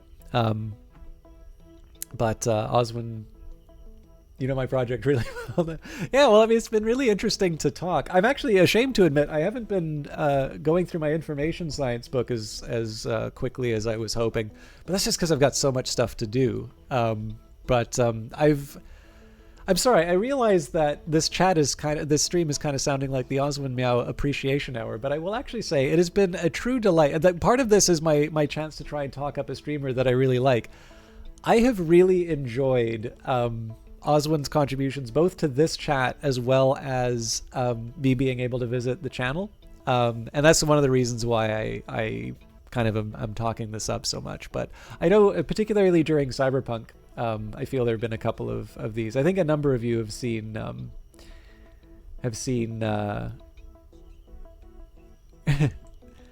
well, the Nice Guys Act is only something I can sustain 3 times a week. Kite can tell you that. But no, it's something I appreciate, especially too because it's I think it's one of these things, right, that like I don't get a chance as often to talk with an expert in a field that I'm unfamiliar with, who has the capacity to communicate it in a way that I can follow, without necessarily giving me the like, I'm just trying to get rid of you explanation. Like, it's kind of neat to be able to do. I mean, I can give you a DM on one of the points that I remember specifically. But yeah. Also, the other thing is, the more someone participates in chat, the nicer it is, the easier it is to talk them up. But yes. But anyways, all of this was lead into the last of the streamers I wanted to mention, which was Kite. So whether or not I get to subject him to a 3-hour movie, Kite was... Kite is somebody I've actually known almost as long as I have been on Twitch. He is another broadcaster I'm very fond of, and I always like to highlight this about Kite, although I haven't seen him do co-op recently. One of the things that really caught my attention about Kite was that he wound up co-casting with a broadcaster, and I had actually struggled a little bit to broadcast with this individual, and not because I didn't like them. I actually think they're a decent guy. But the challenge that I ran into was that they sort of sprung on me that, like, I thought we were going to be playing a multiplayer game together, and they actually started broadcasting instead. And so I went from like, oh, I'm going to play this game I like, to like, oh, now I need to like be on. And I struggled a little bit to like try and maintain some of the energy in terms of the broadcast. And this is the reason. I don't mean this in a negative way about this person, right? It caught me by surprise, and that was why I sort of struggled with it. But what really caught my attention was that I actually got to see Kite broadcast with this person. And of course, I feel safe telling this story because like this is a way you can really narrow it down. And this is like the way that this is kind of like forwarding an email you're not supposed to. All of a sudden, you're creating this great social dilemma. But it's been so long that and Kite streamed with so many interesting people that there's no way to be able to tell who I'm talking about. But it was really interesting because I remember watching this broadcast with the same person, and Kite made it seem like just the most natural. It was like watching two really long-term friends, playing a game they love together. And it really highlighted to me how one of Kite's strengths as a broadcaster when he's co-casting is the ability to bring out the best in people. He really does find a way, and I couldn't tell you how he does it. He finds a way to be able to like bring that feeling of a couple of people who really mesh well. And I'll tell you, like, that is not something that just happens automatically. The thing that is so maddening about Kite's ability to do that is it feels very natural, but I will tell you from experience that it's not. So he has the magic touch. I'm actually very pleased to say that I have now had the pleasure of doing co-op with Kite on something, Outlast Trials, and I swear at some point, whether or not we broadcast it, I am really looking forward to doing that again with Kite, because I got to learn some stuff about that game I didn't know, and man, it is super fun to play that game with him. But anyways, Kite has been going through Prince of Persia lately. Prince of Persia is noted for its representation of manticores, or its improper representation of manticores. Manticores, as everyone knows, should be wearing hats. And if you don't believe me, I am going to show you a portrait of Kite's favorite fantasy creature. And how do I know this? Because every single time I'm talking with Kite on Discord, he winds up opening a picture of a manticore. Actually, I should probably open up a few of these.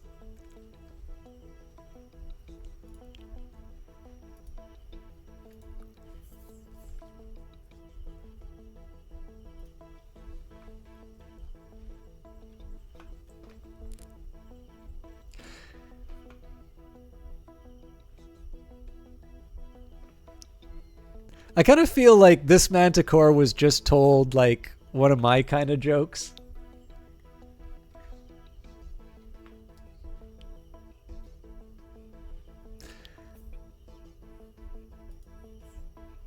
Manticore. This one doesn't have a hat though, so maybe he lost his hat. That Manticore took his hat. Manticore with a hat. Nope, no hat.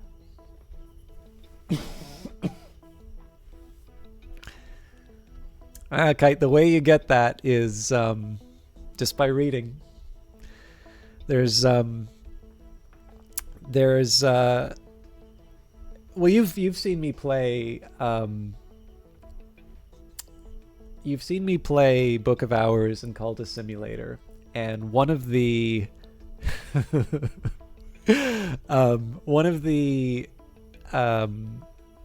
cities that has a very important place in those games is Alexandria. And Alexandria, even though Rome was sort of the largest city at sort of its peak, Alexandria really, for a very long time, was sort of this intellectual capital of the ancient world. And, you know, we know the Great Library, we know, you know, there's a lot of different kind of associations with knowledge for it. But it's also just, it does seem to have been a place that also has just had this who's who of major figures. I'm fairly certain this was Euclid, but let me just double check. I also see that Kite gave me a message, so I'm going to...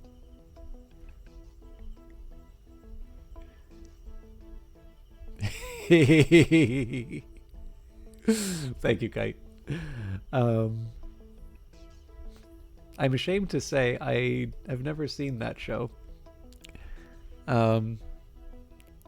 Here's another Manticore for you. But it's a fake Manticore because it doesn't have a hat.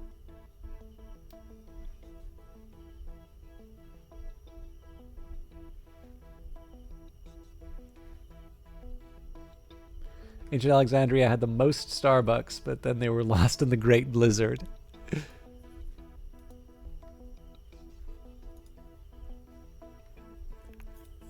My favorite Manticore is still this one.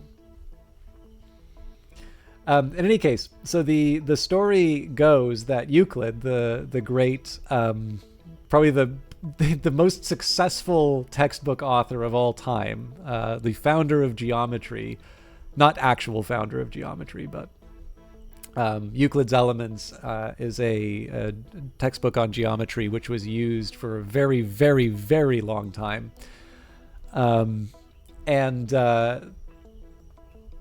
So Alexandria essentially, like Alexander founded it, but wasn't really responsible for its development.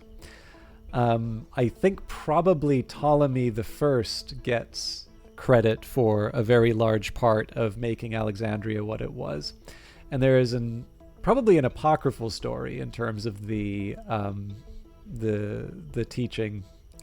So one of the things that happened was, you know, there's a lot of intellectuals that were brought in, attracted to Alexandria, and apparently Euclid was teaching Ptolemy geometry. And of course, one of the things that made Ptolemy was he was one of Alexander's generals. Now, this doesn't mean that you're a complete meathead, but it doesn't necessarily mean that you're going to be someone who's necessarily gifted at mathematics. And so apparently the story goes that he had asked Euclid, isn't there an easier way to learn this? To which Euclid is supposed to have responded, there's no royal road to geometry. And I like that idea. Oh, thank you, Oswald. I mean, it's just, sometimes this stuff is just fun to find out. I mean, like it's you pick them up over time, right? I'm sure you have the same knowledge on different subjects. Probably more interesting subjects, frankly, but I particularly like that one because, like, you know, you get this idea. It's actually one of the things I always liked about... There's a few things I liked about this. So it's one thing I liked about classics. Because like if you think about it, my classics prof is actually the one who said this, that if you want to do work at the frontier of physics, essentially you need the Large Hadron Collider, right? You need some fairly expensive machinery. But in terms of classics, essentially what you are working with, everybody's working from the same set of texts. Obviously, there is a benefit to understanding the languages in which they were written, which will mean ancient Greek and Latin. But essentially, everybody's working with the same set of fragments. Everybody is trying to do their best to gain this understanding of the ancient world. And so what it kind of comes down to is this combination of hard work, a certain perspective, openness to new ideas, and this empathy that is sort of required to engage with these authors and try and understand what they're saying. And not just like, one of the challenges that you can run into is that you will be reading these texts and you'll often be reading them through the lens of someone who has lived in a society that has benefited from this knowledge. So when I read Republic, even though it could be a very good translation, there's just certain terms which mean very different things than what might have been intended at the time it was written. A perfect example, right? When people refer to the concept of platonic love, if you read about love in Plato, it has absolutely nothing to do with, improper relations between men and women. There's, that's not obviously, the Symposium is probably actually Symposium is a very entertaining one, and it's one that people usually refer to in terms of Plato and love. But if you want the really good one, it's Phaedrus. I really recommend Phaedrus. It's a longer one, but I don't know if I have a favorite dialogue, but Phaedrus is up there for me for sure. But anyways, I think that's one of the things that I like about this. So anyways, the reason why I say the no royal road to geometry, I think that's one of the big things, Kite. Like it is sometimes, I liked that you asked Oswin, how can I learn more? Because that's what you need. That is the way that you gain that information, right? To ask the question and then follow up with it. Sometimes I think the thing that I always sort of found really interesting was I would always have these friends in Vancouver who would be like always reading books on speed reading, or like they would always be trying to optimize whatever reading they were. I need to read 100 books a year or something like that.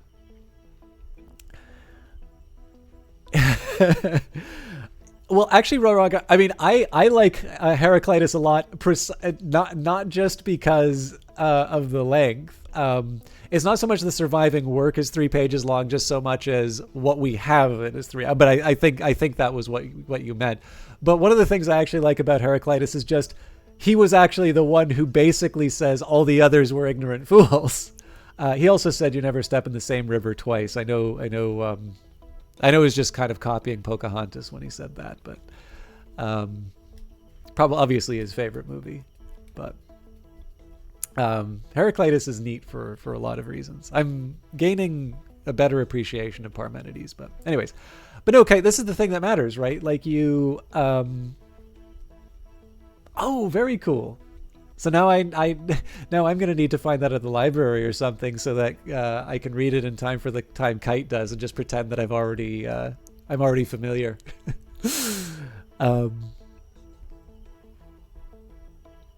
Actually, I'm sorry. I know I've turned this into a bit of a just chatting thing. I will get back to the mech work in a little bit, but there is one other story I want to tell you, which is one of my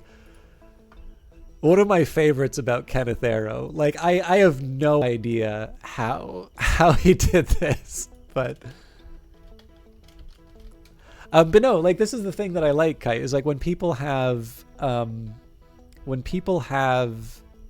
curiosity and they follow that curiosity, right? That is the price we all pay, right? We don't live in the Matrix. We don't get to download riding a motorbike or anything like that. We do the best we have with what we were given. and we build on that. That is the one thing we are good at as human beings, is that we start with a set of things and we develop technologies, and technologies are not just computers. They are ways of doing things, right? From the ancient Greek word techne. And whether it's the first book you're ever reading, or whether, you've been in an entirely different field, it's the only way we ever get to pick these things up. So I always like it. It's one of the things that's very rewarding, is when you see somebody take that first step towards learning something new. All right, so I do want to share. This is I like this story about Kenneth Arrow. Kenneth Arrow was an economist. Died recently, 2017. But Nobel Prize winner. I'm sure if they would award more than one Nobel Prize, pretty much he would be the one to get more than one. But just major contributions to the field. Endogenous growth theory, impossibility theorem, general equilibrium, just huge things that wound up continue to be very influential today. But I think it was at Stanford. I don't know if it was at Stanford his entire career, but a very large part of it for sure. But this comes from the Wikipedia page on personal life and death. So Arrow was well known for being a polymath, possessing prodigious knowledge of subjects far removed from economics. On one occasion, recounted by Eric Maskin, in an attempt to artificially test Arrow's knowledge, the junior faculty agreed to closely study the breeding habits of gray whales, a suitably obscure topic, and discuss it in his presence. To their surprise, Arrow was already familiar with the work that they had studied and, in addition, thought that had been refuted by other research.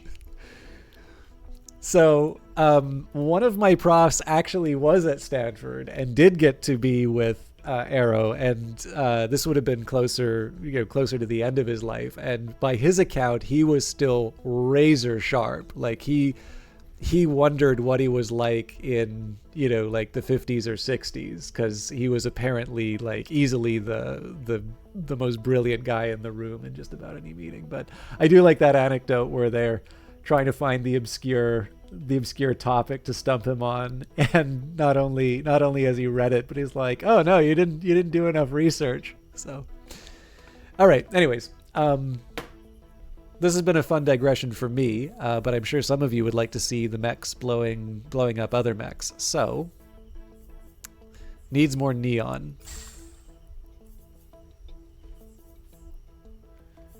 Now, how do we handle the pink? Because I do like shiny pink, but I also like...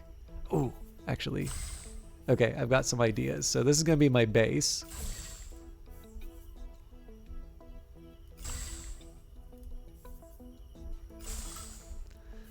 But let's take the upper arms. Do I go for this green or this green? Nah, gotta go bright. I'm open to feedback if people have other ideas.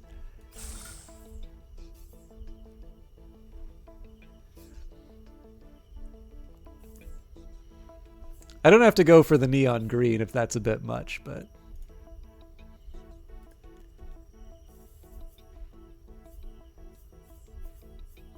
The pink does look nice here. I'm wondering, is there a pink and green I can get?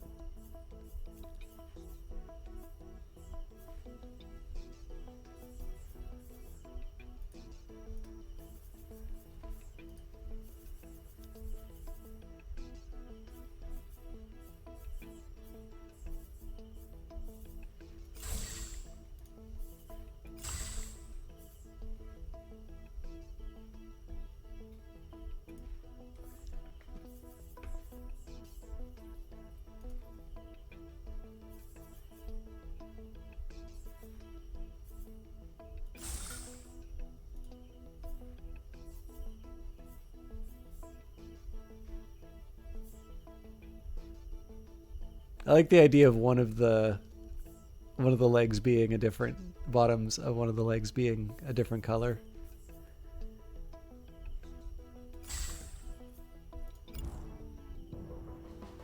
I don't know. What do you folks think? Is it too garish? Because I do want this to be a very in-your-face kind of mech.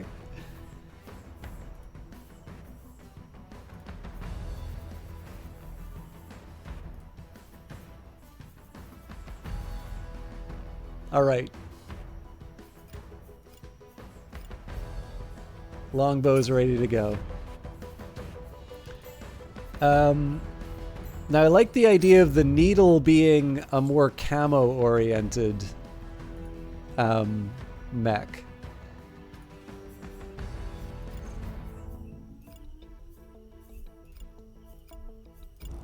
Oops.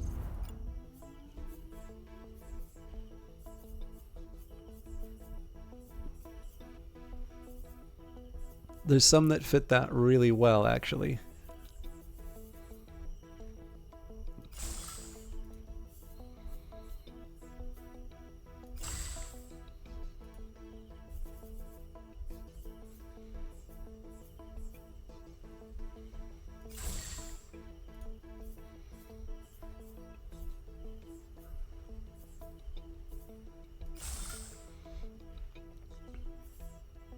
I'll try and get a little creative with the colorings, but I wanna get something of a good base down.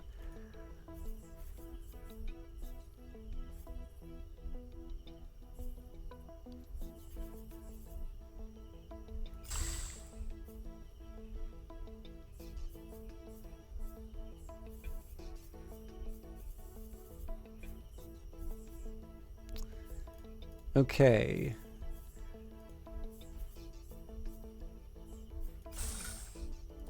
So I'm thinking one of the things that I can do is just disrupt the... So instead of making this look all uniform, I can sort of disrupt the patterns a little bit by picking different...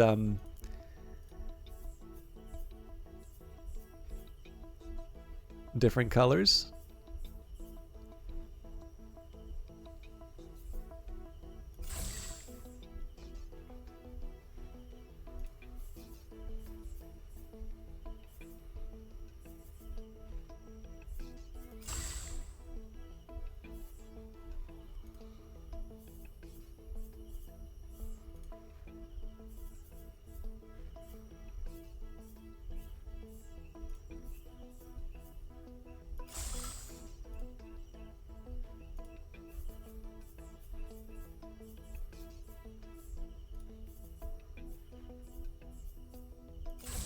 There we go.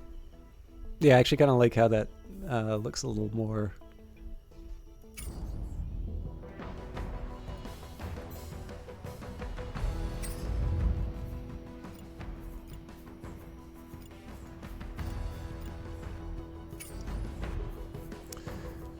Okay, the Helios. Maybe this can be the shiny one. I don't know. It's my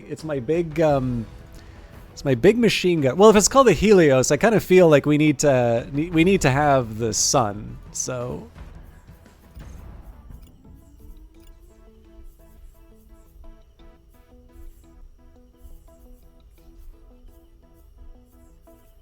shiny gold if I can get away with it, but I know the shiny sometimes looks a bit looks a little more dull than I anticipate.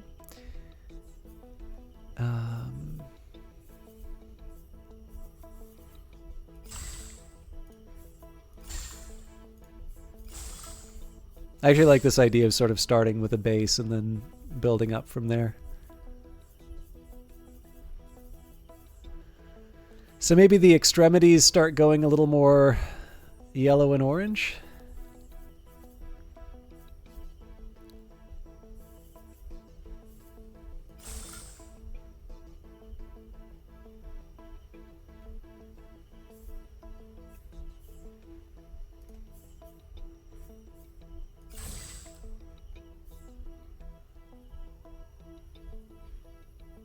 Oh yeah, because with the upper arm, then we can go... I don't think I'm going to go full red, but...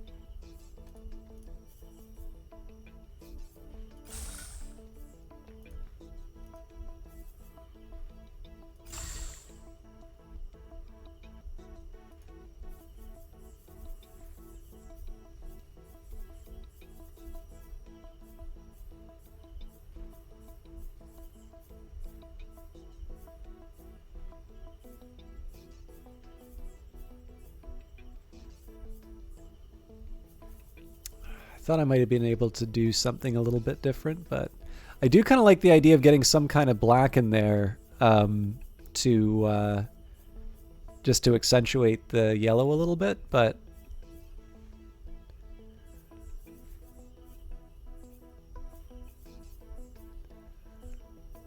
the funny thing is, the more I look at this, the more I actually think the yellow works.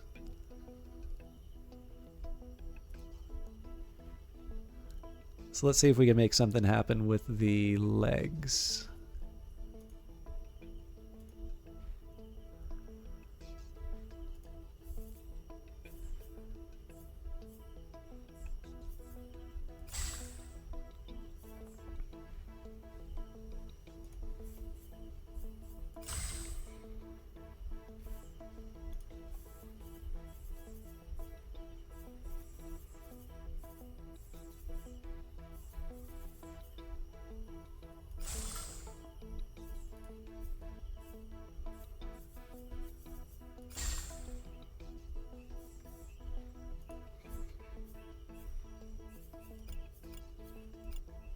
I don't know. I think once the guns come in, maybe it'll look a little better. But let's try and make this thing sing once we. I figure I gotta go for 3 colors on the gun to really make it work. Maybe this one. Oh.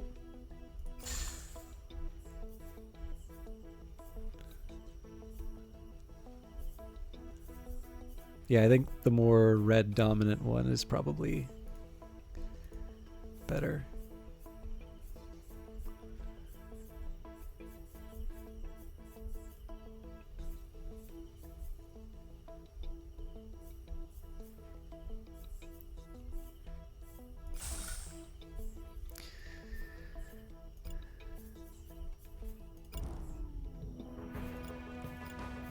I don't know, what do you think? I really do like how the, this is the effect I was hoping for, that if you have, instead of trying to make the thing like all shiny, to just have the one point that really like catches the light, and the fact that it's the machine gun I think is a nice little touch.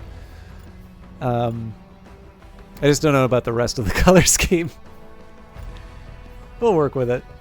Again, I'm open to suggestions. Oh, thank you.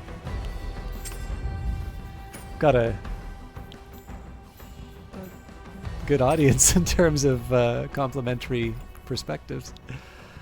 Okay, now this one actually I don't think looks bad on its own, but let's be consistent. Let's do our best. Now, actually, I used to have a pretty specific design. Oh man,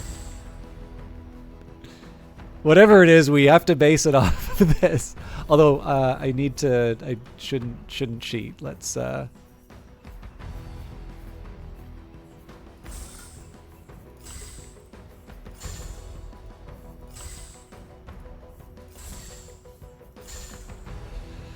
Okay, so what kind of shiny... So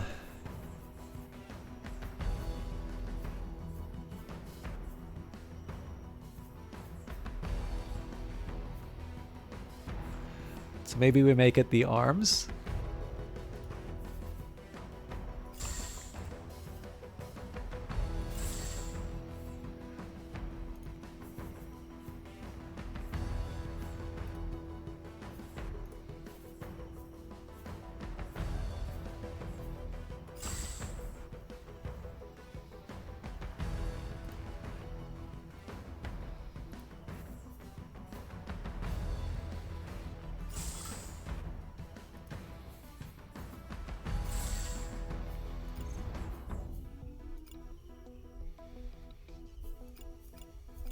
Looks like a much brighter pink than the other one that I was working with.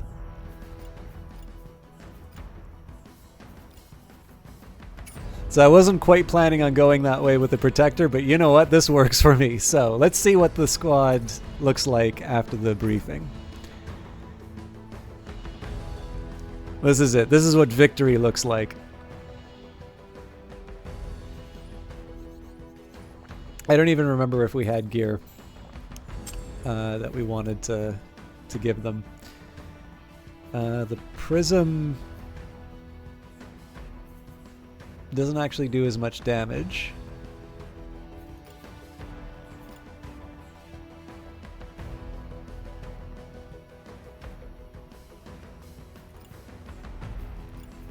Let's go by the numbers. I'd feel kind of bad to spend this much time constructing the squad and then switching out the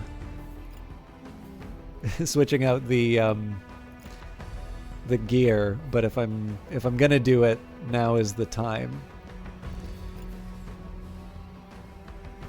The Helga legs would not be a bad idea. The thing is, I am still trying to maintain the... This thing's still...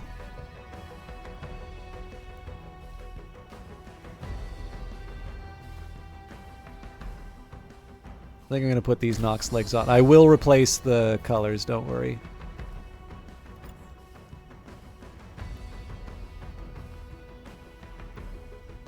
Oh, that's really interesting. So this Helga arm has lower mass and higher...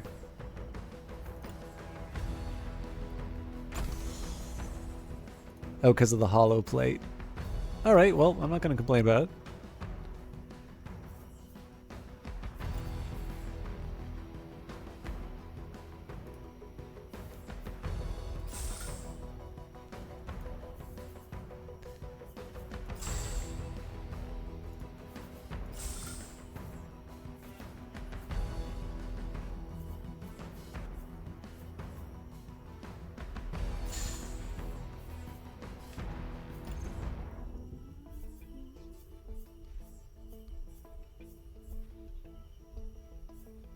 Was it this dark color I went for?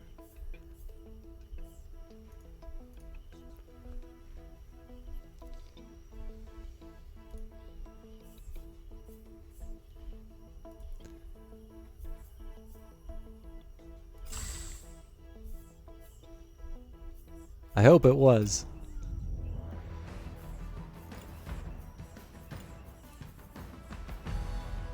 Oh yes, I gotta paint the arm too.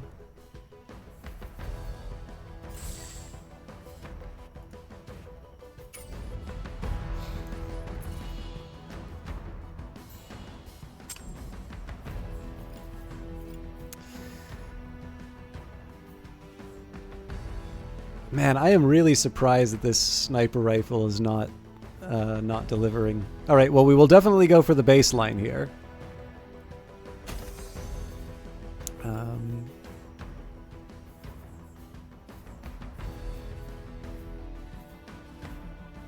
I genuinely do not remember what color scheme I went for on that.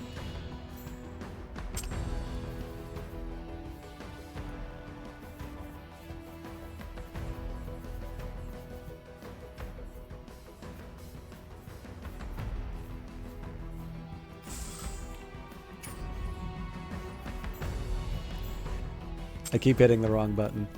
Okay.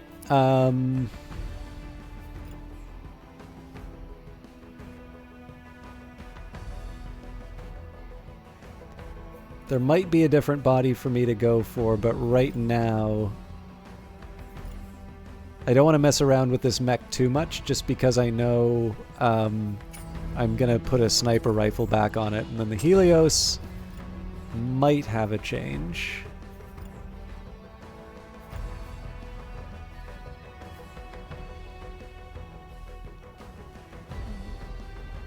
Not the torso. Elbrus legs are tempting here.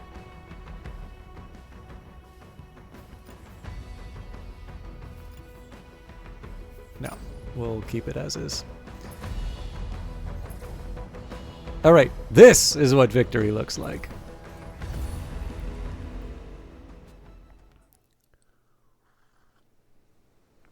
I don't know why, but I really like this map.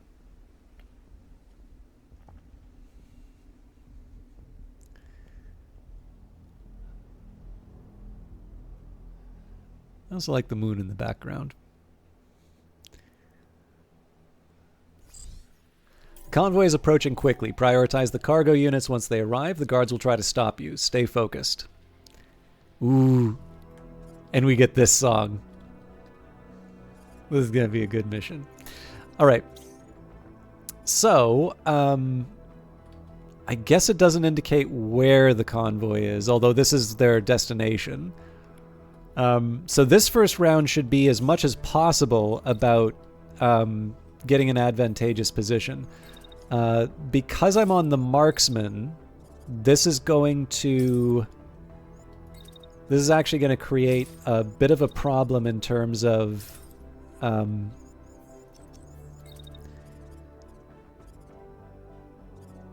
getting where I need to go. Ooh, Jesus.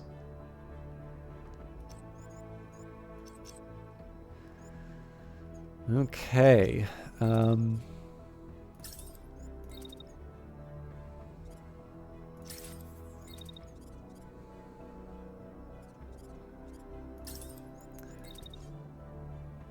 think we're just going to have to settle for the Hail Mary shot. Man, it's not enough.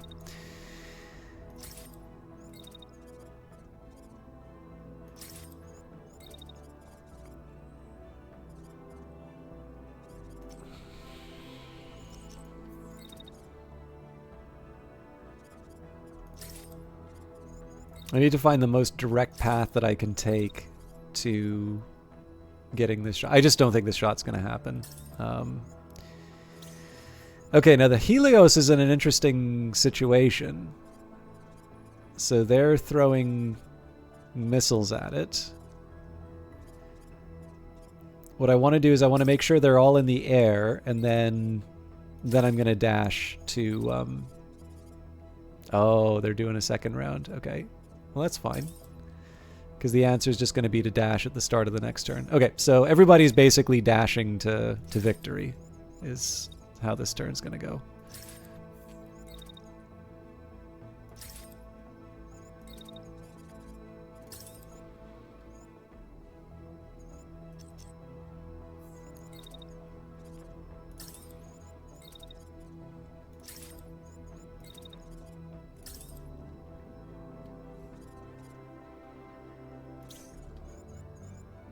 And then the showboat, well, the showboat showboats. This is actually the unit, if anybody's going to be able to do something this turn, it's this unit. It's a long shot, but quite literally. But all right, let's see how these brave soldiers arrive on the scene.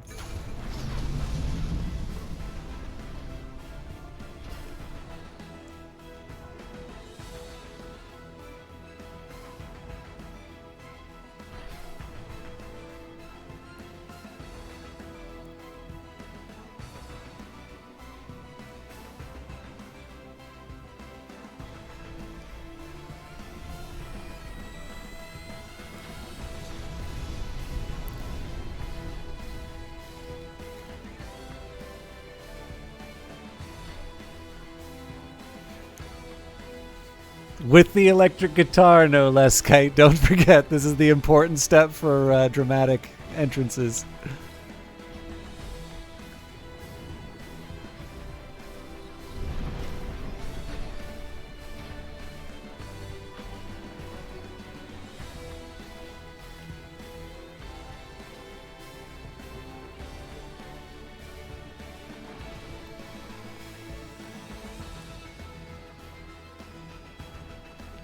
I really should hook up my controller again just so I can do the big dramatic pans.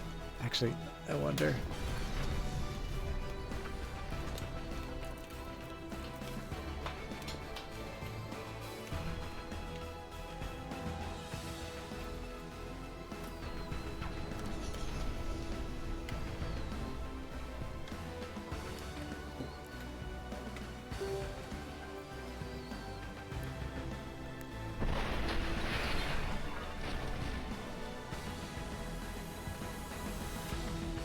I don't think there's a way for me to zoom in and out.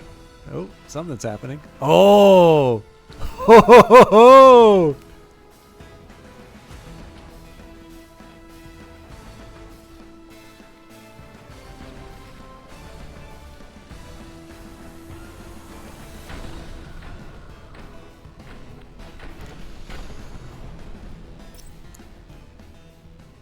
All right, this is gonna take some practice because these are actually very sensitive controllers, but you can see how you can get a little bit more drama on the battlefield.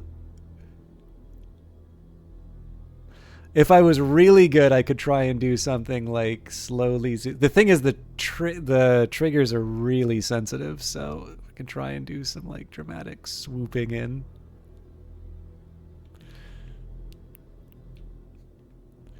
I was never a camera operator. That's like one of the most senior roles in the camera department, but like doesn't mean you can't try. Oh God. Okay. The convoy's already here. Okay, so the first thing we've got to do is dash. So here's what's gonna happen. Oh my God, is he really?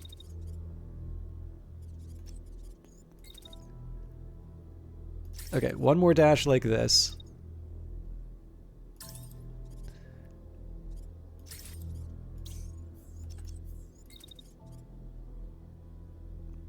This is gonna be a focus on this unit just so we can clear them up.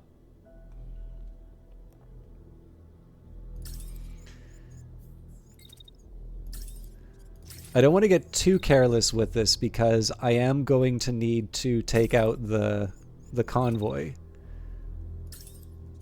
But being able to clear out some of these threats early puts me at an advantage. So I figure what I'll do, right, is we'll put the hurt on this unit between my two allies, and then that's going to allow me to sort of pivot this unit towards the convoy. Now I think the protector can actually just start moving on the convoy at the start. The good news is it looks like they're going to be bonking into each other anyway.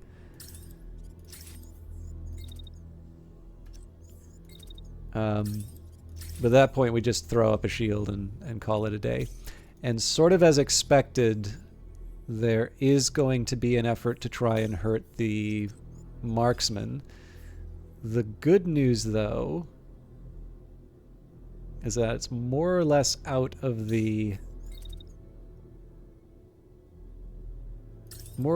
range. So if I just mind my own business, they'll actually come to me. So the only other question is there something fancy I can do in the meantime? Not early on in the turn.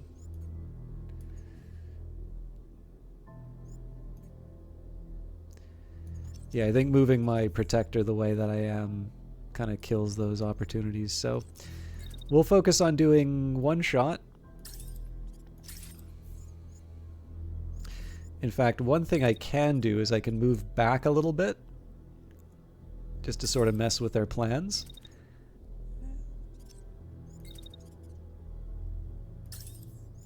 And then I can be back in position in time to actually do the shot. Oh, actually, I'm putting myself exactly where they want me to be. Never mind. That's more like it.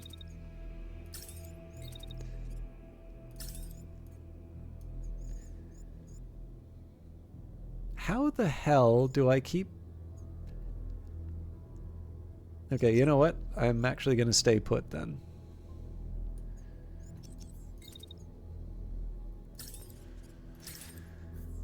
It's just because each time I move, it seems to be a safe position, and then it turns out not to be. So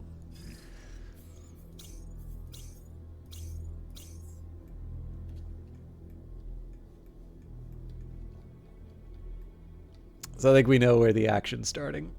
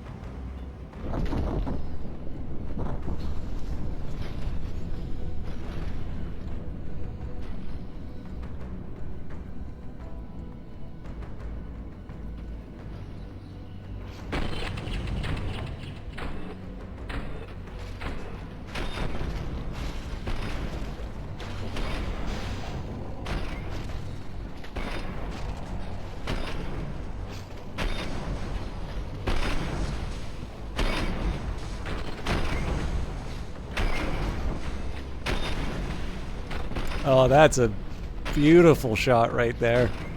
More so in the destruction, not not as in the cinematography, but.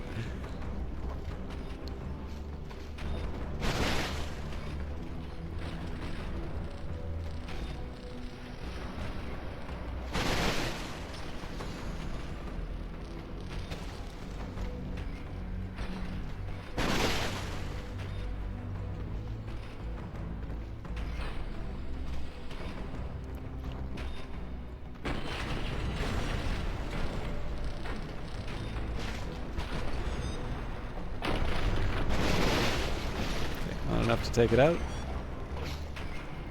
That was enough to take that one out, though.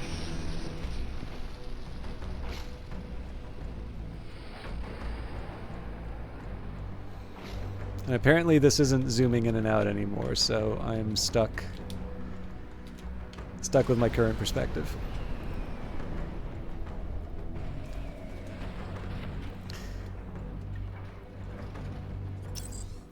You've intercepted the first target. We're seeing some spilled cargo on our sensors.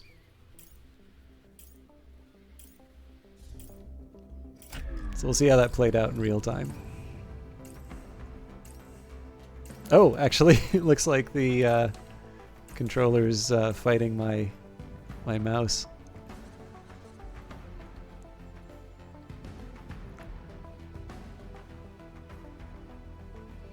I really like the way that this one, like, the longbow just slides along, taking this one out.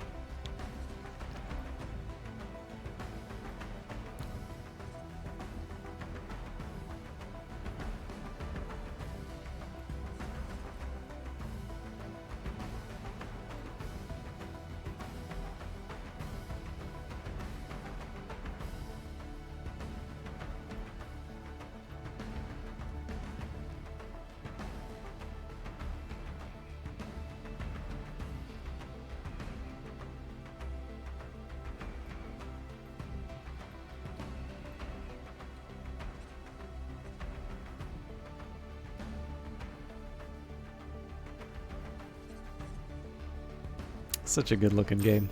All right. So one thing I want to be conscious of is Sierra's health. So they're at full. This thing... Okay, so pilots ejected. So I need to kind of start paying attention to who's attacking, who's being attacked. We do still want to take out the targets. And I believe the way this scenario works, there will always be enemy reinforcements arriving. Okay, so they're going to be targeting the longbow. So I'm going to provide some assistance with the machine gun. It looks like this unit wants... Ooh, it's a railgun too. So honestly, the easy answer for this unit is just to collide with the unit with the railgun. Like it's a little cheesy, but it's the best option I have to deal with the problem that's immediately in front of me, which is the threat to my ally. Now I think I do want to still focus on the objective.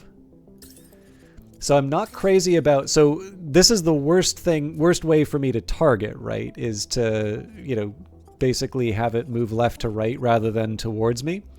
But what I also want to do is I want to have this unit be open to attack this unit with a railgun next turn. So I'm kind of limited in terms of my options there. Now I can try and have it both ways, so I'll get one cheeky little shot against the convoy.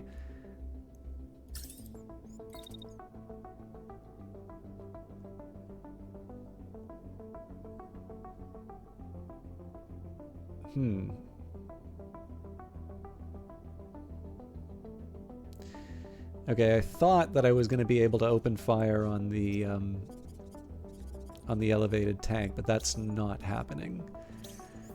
So, as a second best, I will open up on the target that's attacking me first, and then another shot on the convoy. Because again, that is the objective, right? We're pretty secure in terms of taking out those units. And it might be an idea for me to move this unit up at the end of its shot. All right, let's see how it goes.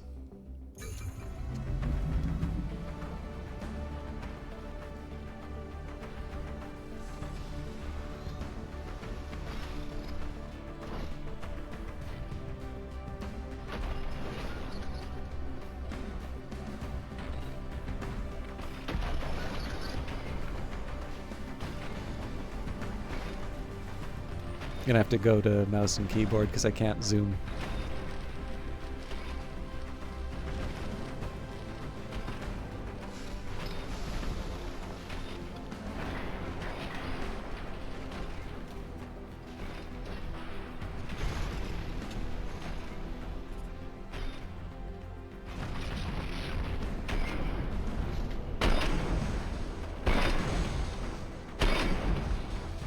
So clearly I didn't prioritize this very well. All the explosions happened before I got in. I do like being able to do tracking shots with the controller, though.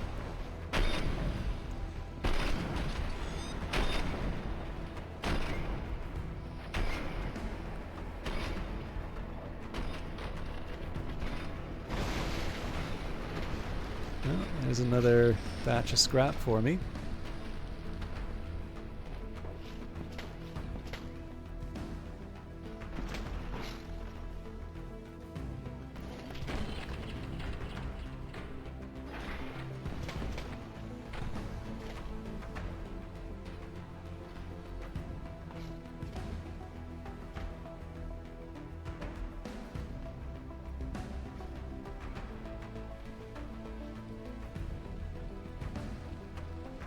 The pink makes it look even hotter.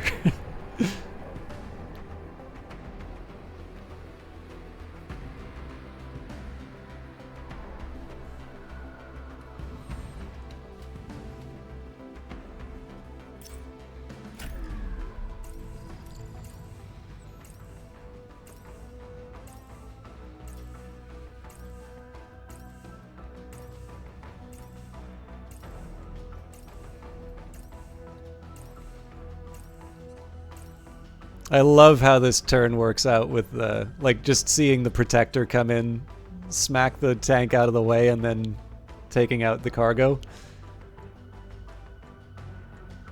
MVP.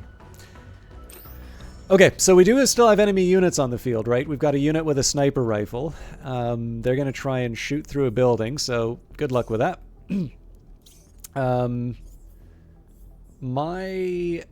The protector is laughing right now.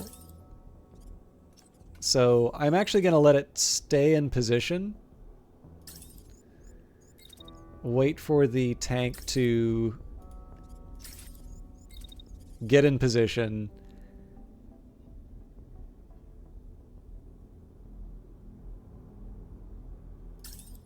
So just give it a little nudge. So I actually really love this idea of this unit setting up a roadblock. So that's exactly how I'm going to set it up. I do not need to worry about the railgun targeting this unit here. However, I do actually want to get it into a position where we can start taking out enemy units.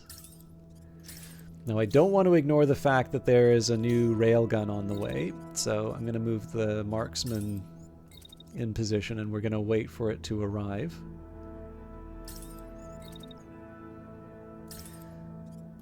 So I think I'm going to have to make do.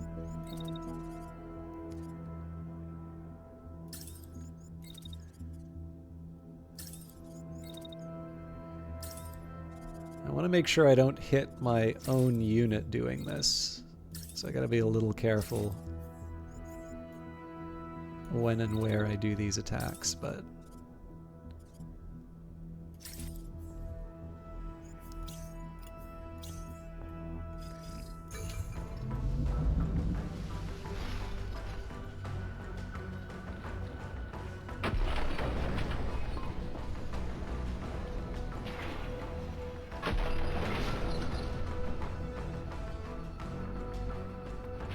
I love how this thing's going to be shooting over this guy's shoulder.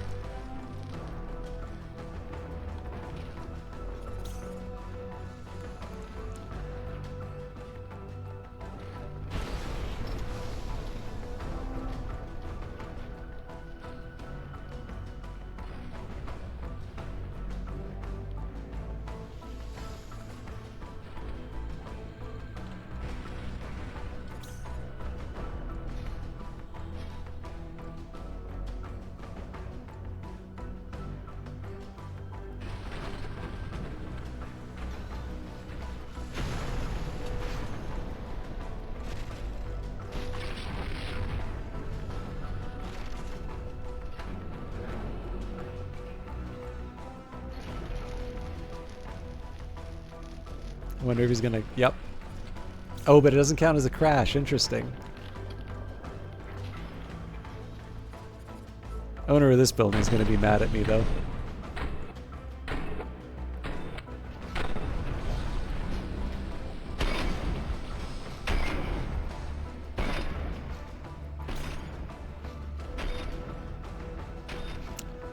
So really, at this point, we just need to make sure that we don't do anything too reckless and get the remaining 4. I don't see any situation where we're even close to being in danger of losing the main objective.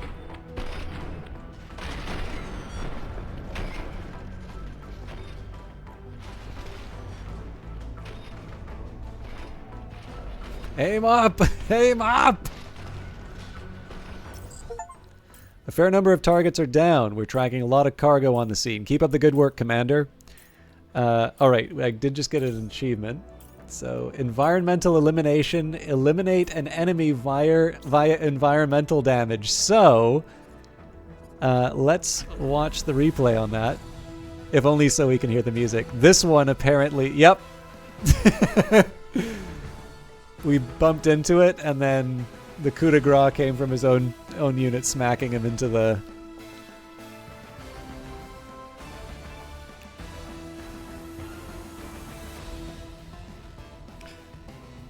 For those of you that like this song as much as I do, the soundtrack is on YouTube, but it is also available to...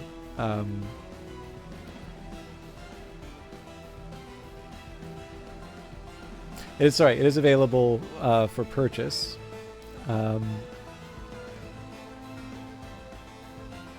Excuse me. But anyways, this particular track is called Surge.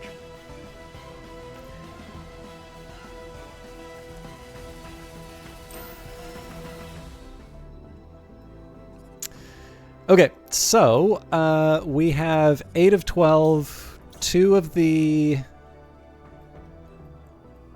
vehicles are on the field, so we're going to need to wait for the other ones to arrive.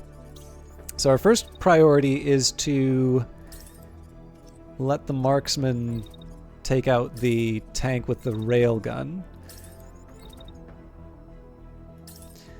Okay, now unfortunately we're not able to do that before this unit gets its shot.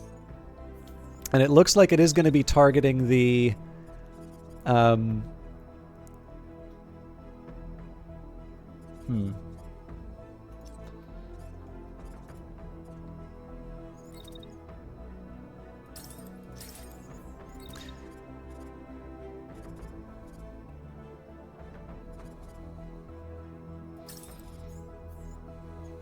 It's just gonna barrel through everybody. So the railgun goes not just through buildings, but also through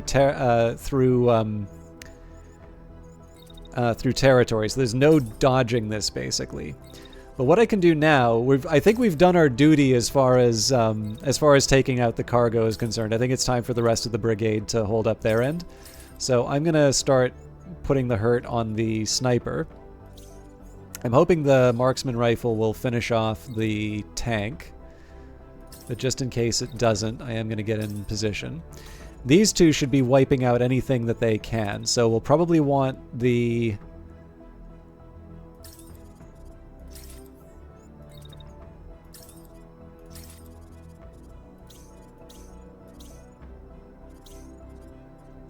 We probably want the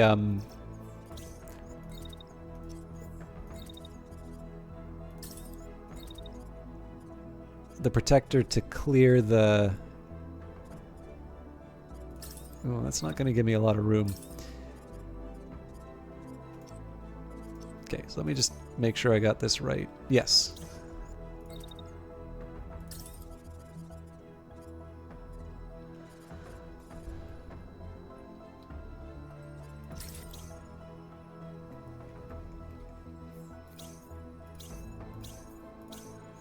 All right, let's see how this goes.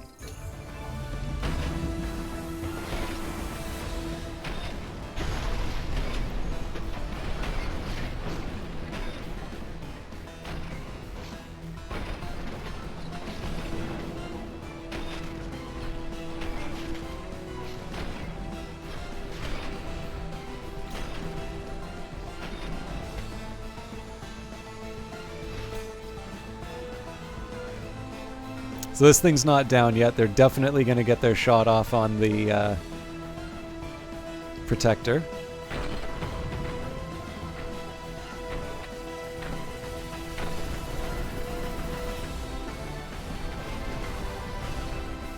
We'll follow the shot.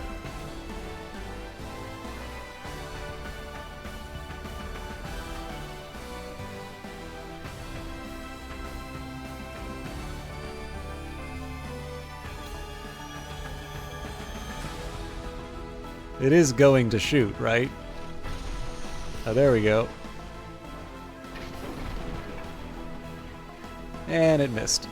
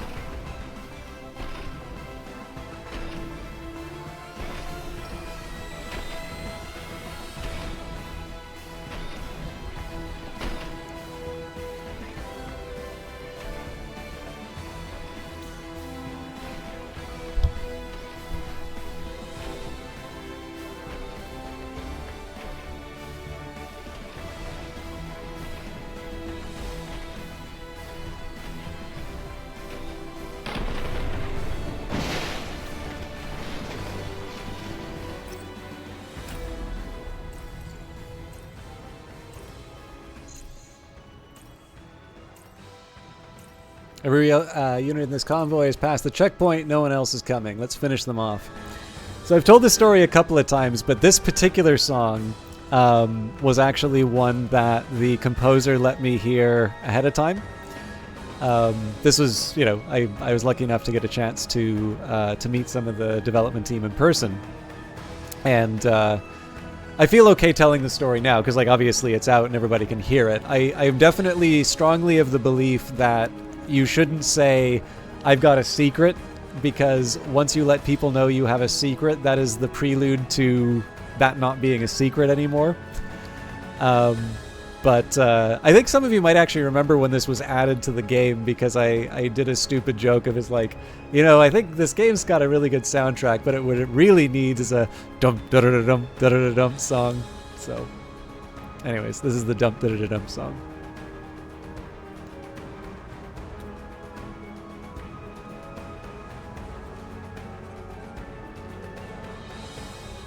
Actually, I wonder if I can track the protector the whole way through the turn.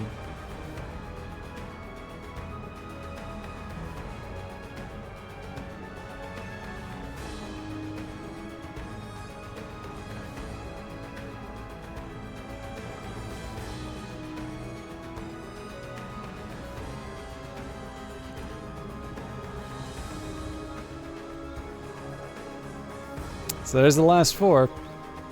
It's going to be a little tricky because we don't have anybody on this side, but we also don't have that many enemy units to worry about.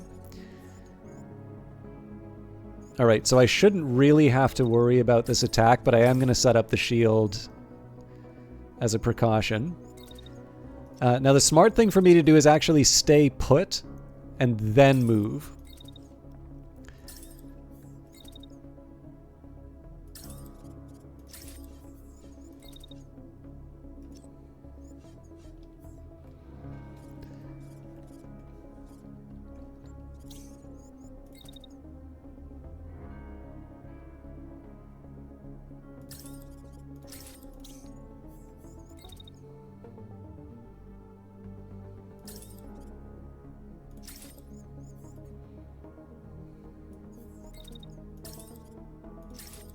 I should expect about half of these not to land.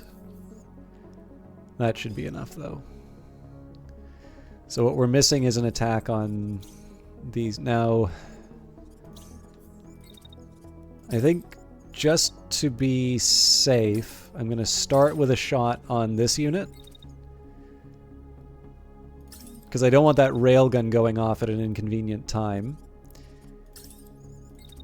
And yeah, I'm not going to be able to get a second shot off this turn, but we are in position to be able to cause problems on the next one.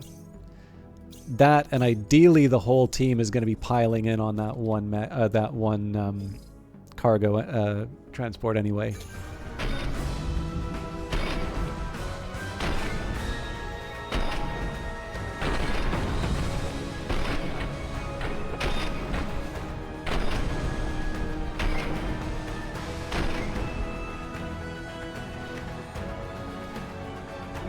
This is a great position for these two mechs to be. Just kind of sitting there, opening fire on anything that comes into the narrow pass. We had a similar situation when the beam weapons were first introduced.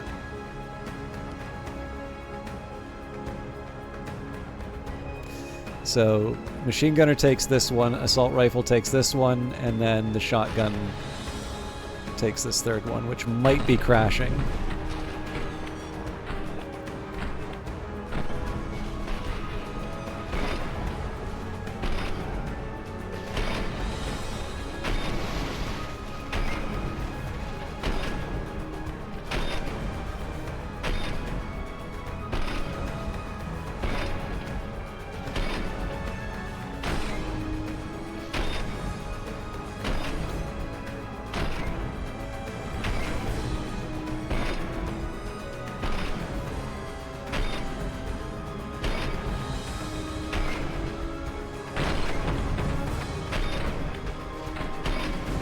Beautiful.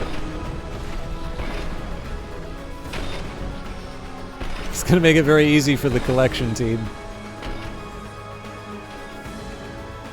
So we got what we wanted there. Again, their sniper's going to be able to cause a little bit of trouble for us, but I imagine the marksman's going to be able to take out this this cargo unit. We'll maybe redeploy the assault to handle that as well, and then the last step will be to take out the autocannon.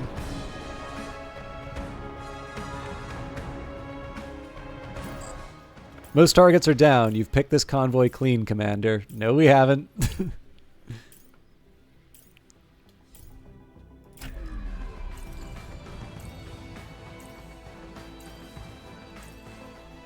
It's probably best to just watch this from on high.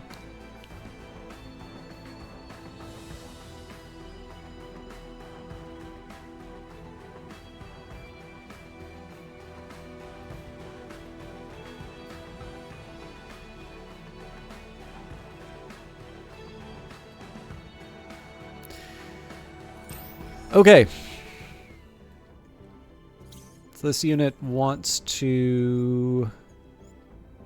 Okay, so eventually it's going to target the marksman unit. The needle. But we can be long gone in time for that.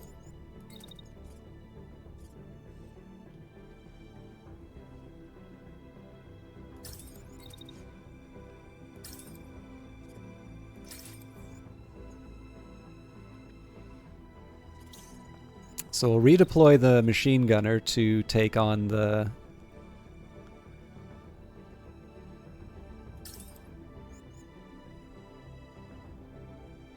Yeah, so this works great because we finish our shots, so I'm not going to have to worry about friendly fire. And then for the rest of the turn, we spend that taking out this, this tank. Now, just to tilt things in my favor... I'm going to open up on the convoy.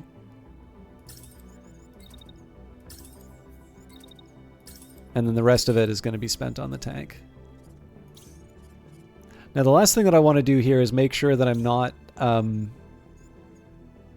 running into trouble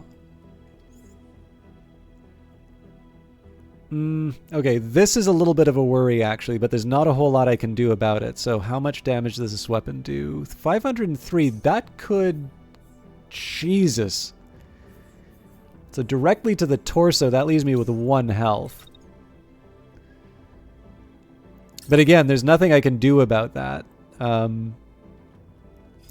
So what I will do as a precaution, I can't necessarily protect against that first attack. I can definitely protect against the second.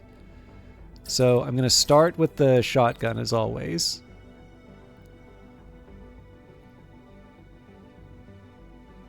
Okay, so that's the first shot. What about the second?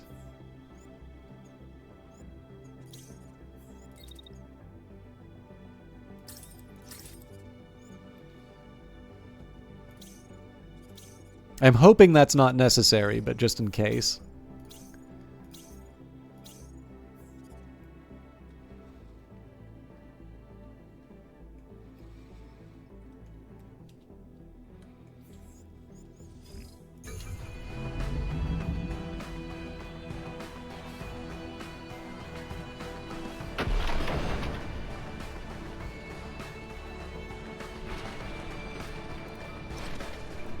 Wow! Whoa, Jesus!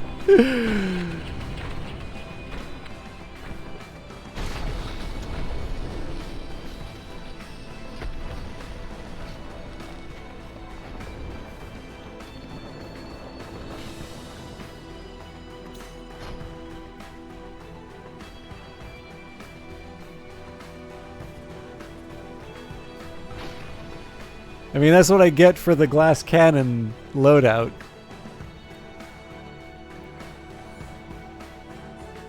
I'll speed things up a little bit because this should be the...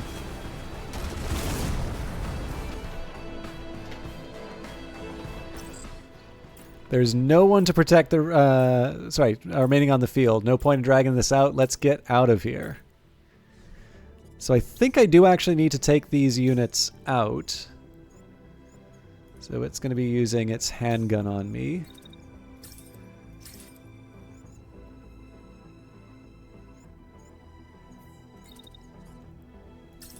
So I think I have a pretty easy answer here. Shotgun. And then we just slam into him.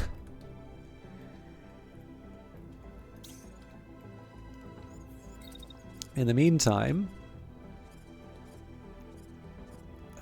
this is a tough position to get into, actually.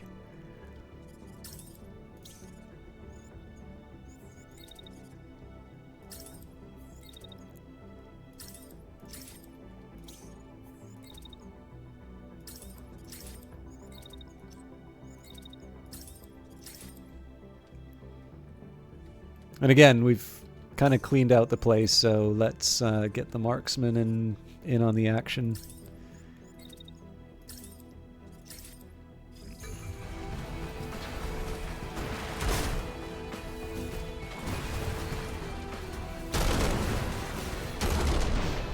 That was fun.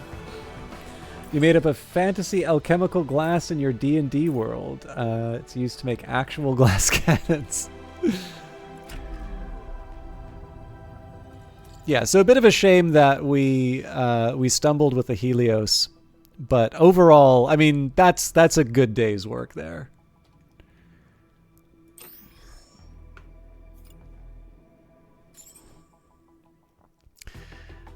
Okay, so yes, we are bringing back the Nox legs. We've got 150 in terms of battery, 50 uncommon components, 25 rare components, 200 supplies, Hakobu legs, both regular and light.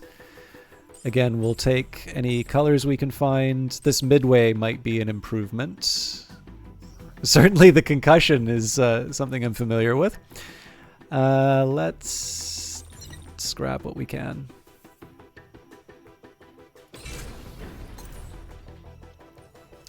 Okay, so our aim should be to go to the resupply point now. And I am going to have to wrap up for tonight. I'm about 10 minutes over, which is not the worst place to be, but I am a little time constrained, actually, given I have, so in addition to Duolingo, I have been trying this new program called Busu, which Yessie and the Stars recommended. Actually, Tango's shaken up, but not in the worst condition. But yes, I do. Oh, it's quite good, Kite. I actually like that it takes a little more time to explain the grammar, which I think is one thing that is sometimes lacking on Duolingo. So my usual thing with Duolingo, because I've got such a long streak on it, I do French lessons on it still, but I will augment it with Busu. And I'll confess, what I've long been meaning to do is I've wanted to sit down with a proper French text and like study, not just like do casual lessons, but properly study. Actually, for what it's worth, Kite, I happen to know that Yessie is learning Japanese, and she strongly recommends Busu for Japanese, so that might also be a factor that comes into play. I realize that it is much easier to give orders to assassinate someone in Momo and Yu's native tongue, so for what it's worth. But we are going to recruit a pilot, 2 more pilots ideally, and we will say goodnight to Phantom Brigade for tonight. Now, first of all, let me just say I had a lot of fun doing this. I know there was sort of an extended break while we talked about things, but I mean, I do really enjoy talking with all of you, and I like that some of you have opened up, some of you have come into the channel and are sharing a little bit more of yourselves, or sometimes you're just finding the right topic to talk about. Whatever it is, I appreciate it a lot, and I will do my best to come up with the balance between the gameplay and the talks, but I do feel that the talking is worth something. It's a chance for all of you to have your own say in terms of the stream. So I hope that wasn't too off-putting. I am very glad that we got to decorate the brigade, and that boss fight was really neat. I mean, obviously, I like it because I won, but that was a lot of fun to do. So I really enjoyed Phantom Brigade. Now I will just caution you that next Wednesday is the 3rd Wednesday of the month, which means I will be going to the local game dev meetup, Dirty Rectangles. I really appreciate that particular community. We were talking a little bit about how sometimes there can be certain attitudes people have, or certain, like, if you're stating a popular opinion, people don't feel the need to defend their, or do any work to sort of defend their position. They just sort of state it as obvious, and then anyone else needs to go. And the local community has actually been very good at taking some of my more weird ideas and tolerating them, which is sometimes all that somebody with weird ideas can ask for. So number one, I want to try and participate when I can. I want to be there to support the developers who are sharing their own things. And frankly, they're just a bunch of really cool people. I really enjoy being able to interact with people like Eric, Sparse Game Dev, who occasionally has stopped by the channel. They're just a really great group of people, and I know they're looking to get the numbers up, particularly after COVID. So it's again, I don't want to sound full of myself in saying that my presence is giving back to the community, but if people don't show up, these things aren't going to keep going on. And there's also, it's hosted at this really neat bar called Avant-Garde. They have a bunch of sort of Soviet propaganda posters and some like Kandinsky and other images up. It's just a nice place to hang out. Alexei, the owner, is a very nice guy. So it's just a cool place, honestly. It's kind of one of those bars that are close to the university. So I don't think there's a lot of university people who really go in, but there's just a certain kind of atmosphere to those sorts of places. Anyways, that's where I'm going to be next week. But I will be back on Friday for more Cyberpunk, Monday for Old World. Again, next week I will have the day off for streaming, but we will be back the following Friday of that week for Cyberpunk. Now, I have a few different options for hosting, so if you can just give me a quick second here, I want to see who is playing what.